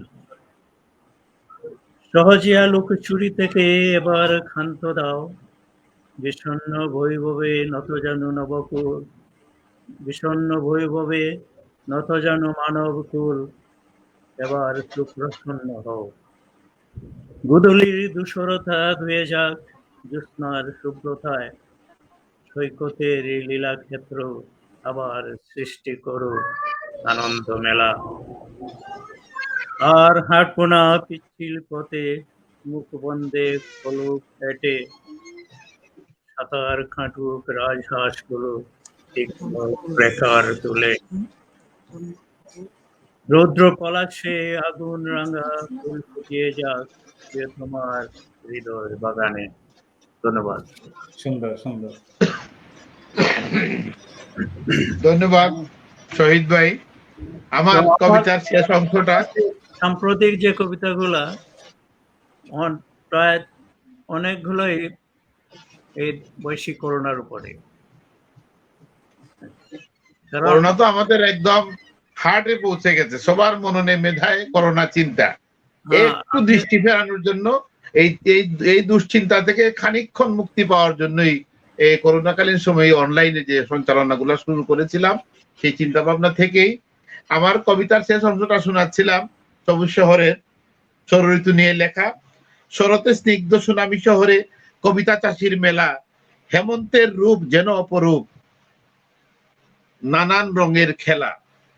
শীতের সুখের হাজারো স্মৃতি কুতুবপুরের মাঠে, পিটারে খেতে হয়ে যেত দেরি, ফিরেছি নিশীত রাতে, শীতের চাদরে মুড়ানো শহরে ভোরের কুয়াশা ছেড়ে প্রায় প্রতিদিন পড়তে যেতাম অজয় মানিকদার ঘরে। বসন্ত দিনের সোনালি স্মৃতিরা উকি দেয় মনে মাঝে, মাইকিং করে শহর সাজাতাম বসন্ত বরণ সাজে। শেষ বিকেলের কবিতা ও গান বছরের শেষ দিনে সাজ সাজ রবে উৎসব হতো, রেশ রয়ে গেছে মনে। সেই দিনগুলো কুশীলবদের জানাই ভালোবাসা, ভালো থেকে সকল স্বজন আমার এই সবুজের আশা। ভালো যেন থাকে আমার সকল প্রিয়জন, আবারও হাসুক আকাশ, ছুঁয়ে যাক মন। সবুজ শহরে আবারও আমরা ফিরবো হয়তো, জানি না কে কতদিন আছি, যে কোনো সময় আমরা নিঃশেষ হয়ে যেতে পারি। যদি ভালো থাকি, যদি সুস্থ থাকি, আবারও সবুজ শহরে আমরা ফিরবো, সবুজে ভরে উঠবে সবুজ শহর সুনামগঞ্জ। সেই আশাবাদ আমাদের সকলের থাকলো। আমরা অনুষ্ঠানের একেবারেই শেষ পর্যায়ে চলে আসছি। আমি সমাপ্তি লগ্নে আমি যাচ্ছি চুন্নু জামানের কাছে। চুন্নু ভাই, আপনার শেষ পরিবেশনা এবং আপনার শেষ কথামালা শুনতে চাই। আমরা এর পরবর্তী পর্বটা ঈদের পরে আবার আয়োজন করব, আবারও স্বজনদের নিয়ে বসবো, মুক্ত আলোচনা, কোনো বিষয় নাই, যার মনে যা আছে, যার মনে যা ওঠে, আমাদের স্মৃতিচর্বণ, আমরা কিভাবে বেড়ে উঠলাম, আমাদের কাছ থেকে আপনাদের কাছ থেকে প্রাপ্ত সুযোগ সুবিধা, বড়দের কাছ থেকে ছোটরা আমরা যা পেয়েছি, এই এই এই জিনিসগুলা দেখে যদি আমাদের পরবর্তী প্রজন্ম সামান্যতম উপকৃত হয়, সামান্যতম অনুপ্রাণিত হয়, সেটাই হবে আমাদের আজকের অনুষ্ঠানের সার্থকতা। সাহেজ ভাইয়ের কবিতার উপরে আমার একটা নাম মনে আসলো, মানিক লালের। মানিক দা, অজয় দা। হ্যাঁ, পড়তে দিতাম, বলবেন। অজয় দা আমাদের সাথে ছিলেন, তবে তেমন দেখতেন না। তবে মানিকলাল রায় খুবই প্রাণবন্ত ছিলেন কতিপয় তরুণ সাহিত্য শিবির। হ্যাঁ হ্যাঁ, এবং ওনারা আবার ভোরবেলায়, প্রত্যেক ভোরে আমাদের অনেকে, আমিও যেতাম প্রাইভেট, মানিকদার কাছে যেতাম কিছু সাবজেক্টের জন্য, অযোধ্যার কাছে যেতাম সবসময় রেগুলার না, বছরে 1-2 মাস পড়তাম। অযোধ্যার হাতের লেখা অনেক সুন্দর ছিল, কিন্তু আমি অনুকরণ করতাম ওনার লেখাটা। শহীদ ভাই যা বলছিল, তো মানিকলাল রায়ের কথা আপনি স্মরণ করে দিলেন, ধন্যবাদ আপনাকে। ওনার প্রতি আমরা শ্রদ্ধা জানাই, শ্রদ্ধা নিবেদন করি। মানিকদা তো নাই, দায়ী হলো ত্যাগ করেছেন, মানিকদা স্বর্গবাসী হোক সেই কামনা করি। হ্যাঁ, আমরা ছিলাম চুন্নু জামানের কাছে। চুন্নু ভাই, আপনার শেষ কথামালা এবং বিদায় লগ্নের কবিতা, আপনাকে তো আবারও পাবো। আমাদের যে আরেকটা আলোচনা বৈঠক আমাদের আছে মন্ত্রী মহোদয়ের সাথে, এটা সম্ভবত ঈদের পরেই হবে। সুনামগঞ্জের যে বন্যা এবং শহরটাকে যাতে বন্যার কোরাল গাছ থেকে কিভাবে রক্ষা করা যায়, এটা নিয়ে। এটাই আমি প্রথমে বলতে চাইছিলাম, যে আমরা বিদেশ থেকে কিছু করার মতো নাই। আপনারা দেশে যারা আছেন, এখানে গত সামারে মান্না সাহেব এসেছিলেন, তো আমরা এই প্রস্তাবনা নিয়ে আমি এবং মাহমুদুল চৌধুরী, আমরা দুজন মন্ত্রীর কাছে একটা স্মারকলিপি দিয়েছিলাম। ওইটা ওনার পকেটে আছে কিনা, ওনার স্মরণ আছে কিনা বলতে পারি না। তো এইসব জিনিসের জন্য সবসময় নক করতে হয়, নক সবসময় কথা বলতে হবে। হ্যাঁ, তাহলে মন্ত্রী মহোদয়রা তো আছেন, মন্ত্রী মহোদয়কে দিয়ে কাজ করতে হবে, কিন্তু ওনারা তো ব্যস্ত থাকেন, ওনাদের সব কথা মনেও থাকে না। সেই জন্য আমাদেরকে লেগে থাকতে হবে, চাপ রাখতে হবে এবং সঠিক প্রস্তাব দিতে হবে। আমি শুধু বললাম বন্যা থেকে কিভাবে বাঁচাবো সেই প্ল্যানটা বের করেন। আমি কথা বলেছি বর্তমান মেয়রের সাথে, মেয়র আমাকে কিছু প্রস্তাব দিয়েছেন এবং আরো কয়েকজনের সঙ্গে যোগাযোগ হয়েছে। জেলা পরিষদ মহোদয়, জেলা পরিষদের চেয়ারম্যান মুকুট ভাই, পৌরসভার মেয়র, আওয়ামী লীগের সভাপতি, হ্যাঁ চুন্নু ভাই আছেন, আরো এইভাবে আলাপ চলতেছে। সবাইকে নেটা বসা যায় কিনা ঈদের পরে আমরা চেষ্টা করব। হ্যাঁ চুন্নু ভাই। ধন্যবাদ সাহেব। স্বজন আড্ডা দেশে পৌরবাসে, আমার কাছে মনে হচ্ছে যে আমি সুনামগঞ্জেই আছি।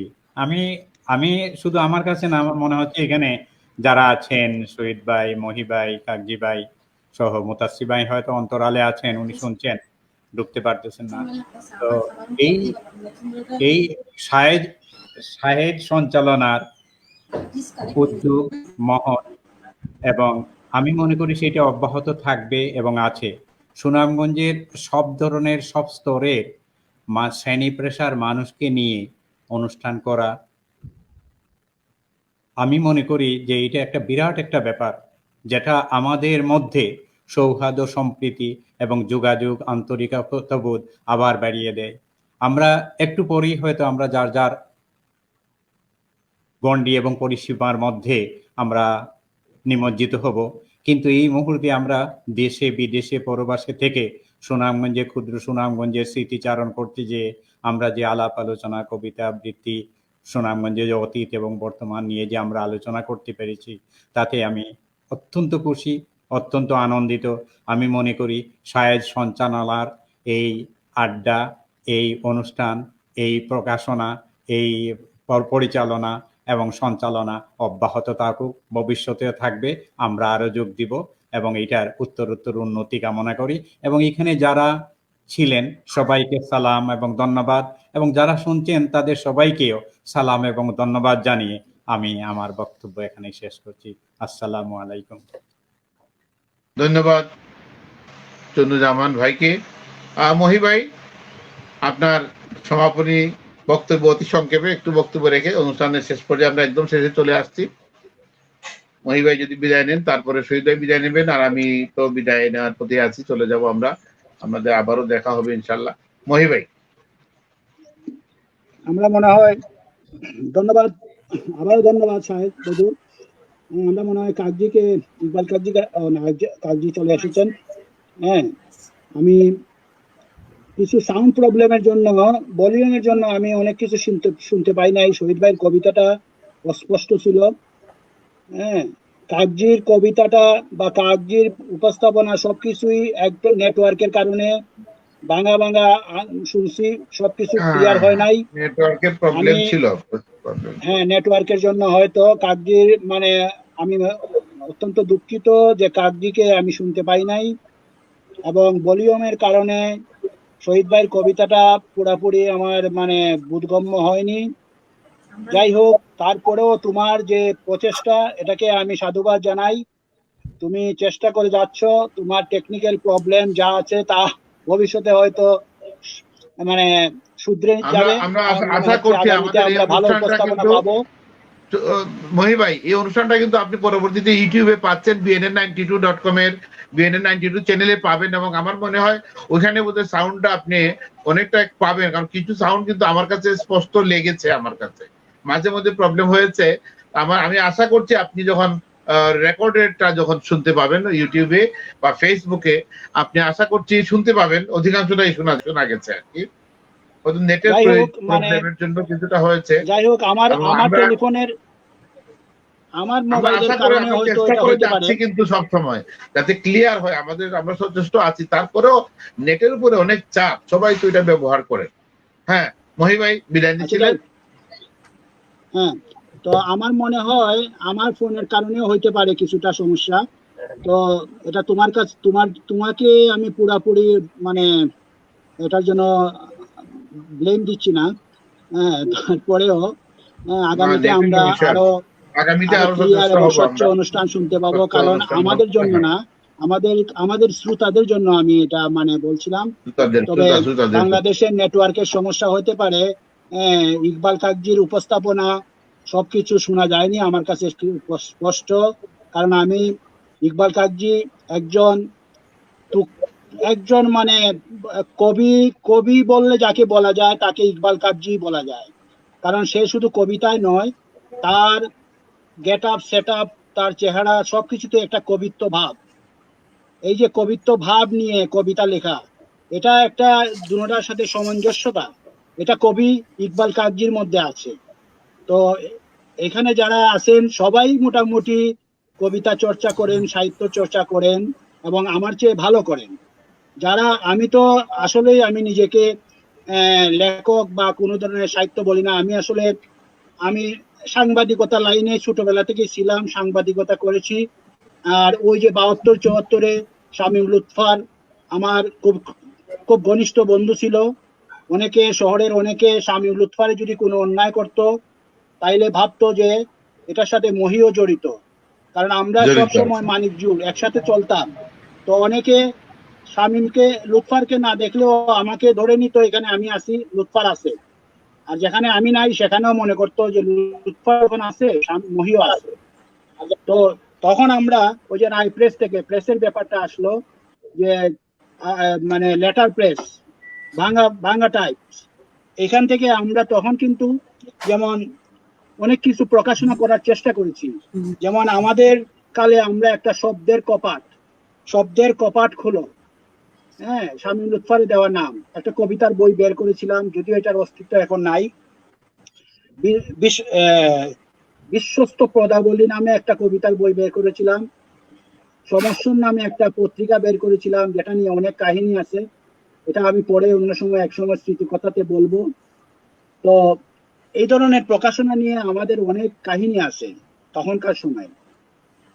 আমরা অন্য আরো কোনো আড্ডায়, একান্ত আড্ডায় আপনার কাছ থেকে এই ধরনের আরো তথ্যবহুল কথা শুনবো, ঘটনা শুনবো, কাহিনীগুলা শুনবো। সেই পর্যন্ত আমরা অপেক্ষায় থাকবো, ভালো থাকবো। কাজী ভাই কিছু বলবেন? একটা সেকেন্ড বদরুল সম্বন্ধে বলতে হয়। মহি ভাই বলছিলেন। হ্যাঁ, বদরুল সম্বন্ধে একটু বলতে হয় যে বদরুলের আজকের যে কবিতাটা ছিল সবুজ শহর, বদরুল সবুজটাকে খুব ভালোবাসে, যার কারণে সে তার সবুজের কি জানি পেজ একটা আছে বদরুল, সবুজ সৈকতা, সবুজ শহর কবিতা, এবং বদরুলের মনটা একটা সবুজ, এবং সে এখনো তরুণ, তার কথাবার্তায়, তার চাল চলন, তার উপস্থাপনায়, সবকিছুতে। তো এই জন্য সে সবুজকে একটু ভালোবাসে। তো বদরুলকে আমি আবারও ধন্যবাদ দিচ্ছি। আচ্ছা, এখন যেহেতু পরিবেশনা একটা কবিতা পড়তে হয়, আমি যদিও কবি না, তারপরেও আমি একটা কবিতা লিখেছিলাম এবং আপনার কবিতার মাধ্যমে আজকে শেষ হোক আমাদের অনুষ্ঠান। হ্যাঁ, তো ওই কবিতাটা আমি লিখেছিলাম 15 সালে 15ই জুলাই। সিলেটে একটা ঘটনা ঘটছিল, রাজন নামে একটা ছেলেকে পিটিয়ে মারা হয়েছিল। হ্যাঁ, তো রাজন নামে এই ছেলেটাকে পিটিয়ে মারার পরে তাকে মারা হয়েছিল মনে হয় 8 তারিখে জুলাই, আর আমি কবিতাটা লিখেছিলাম 15ই জুলাই 15 সালে, এবং কবিতার নাম দিয়েছিলাম মানবতা লজ্জায় মরে। কবিতাটা ছিল এরকম: ফেলানিরা ঝুলে কাঁটাতারে, রাজনরা মরে দিবালুকে, কত কিশোররা মরে বড় লোক আর মেম সাহেবের ঘরে, অহরহ মানুষ মরে সময়ে কিংবা অসময়ে, কখনো নৌকা ডুবে বাসের নিচে পিষ্ট হয়, এনকাউন্টারে ক্রসফায়ারে মরে মানুষ বিনা বিচারে, আছে মূল্য যন্ত্র জানোয়ারের, মূল্যহীন যারা এভাবে মরে। ধর্মের নামে অনেকে মরে কেউ বা প্রেমের টানে, রাজনীতির দ্বন্দ্বে যারা মরে তারা কি কবু শাসন করে? ধর্মান্ধরে চাপাতির কূপে যখন তখন রাস্তায় পড়ে মুক্ত চিন্তার ব্লগার মরে, তিলে তিলে কঠিন রোগে ফরমালিন যুক্ত খাবার খেয়ে মানুষ সৃষ্ট দুর্যোগে মরছে মানুষ অজ্ঞাত সারে, ছিনতাইকারীর ছুরিঘাতে ঘুষখোরের যন্ত্রণাতে যাচ্ছে জীবন কষাঘাতে, হতাশায় হিরোইন খেয়ে দিচ্ছে জীবন জেনে শুনে, মরছে তারা বিদেশ গিয়ে সমুদ্র পাড়ি নৌকায় দিয়ে, পেটের জ্বালায় জ্বলে মরে পতিতালয়ে সব বিকিয়ে, হারায় তারা সমাজ থেকে মরে বুকারা ঝগড়া করে, কেউ বুঝে না কেন মরে, নিত্যদিন জন্মে যেমন মানুষ যেন মরছে তেমন, মানবতার লজ্জায় মরে নৈতিকতা ঘরে ঘরে। এটি হচ্ছে আমার কবিতা। হ্যাঁ, কবিতা সম্বন্ধে আমার কোনো আইডিয়া নাই, তারপরে আমি একটা তখনকার সময়ে অনেক তথ্যবহুল অর্থবহ এবং যে সময়ের কথাটা প্রত্যেকটা প্রসঙ্গ আমাদের চোখে জানে বাসছিল। আপনার কবিতার যে প্রসঙ্গগুলো আমরা দেখছিলাম এমনই মনে হলো।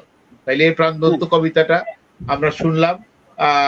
আমরা আজকের এই আসরে আমরা যারা যুক্ত হয়েছিলেন এবং সেই সাথে যারা আমাদের এই অনুষ্ঠান আপনাদের সবাইকে ধন্যবাদ। আপনাদের আব্দুল শহীদ ভাই, তারপরে চন্নু ভাই, মহি ভাই, ইকবাল কাজী ভাই। আনফরচুনেটলি আমরা মুতাসিম ভাইকে আজকে মিস করলাম। আমরা আবারও কোনো অনুষ্ঠানে আবারও মুতাসিম ভাইয়ের কাছে আমরা যাব, মুতাসিম ভাইকে নিয়ে কথা বলবো। আর ঈদের অনুষ্ঠানের দাওয়াত তো সবাইকে দিয়েই রাখলাম। আমরা সেই পর্যন্ত সবাই ভালো থাকি। আবারও আমরা স্বজনরা একত্রিত হব, আবারও মনের কথা বলবো, আরো খোলামেলা ভাবে, আরো সুন্দরভাবে হয়তো আমরা আবারও একত্রিত হব। সেই পর্যন্ত সবাই ভালো থাকি। সবার জন্য অগ্রিম ঈদ মোবারক। আল্লাহ হাফেজ। আচ্ছা, আমি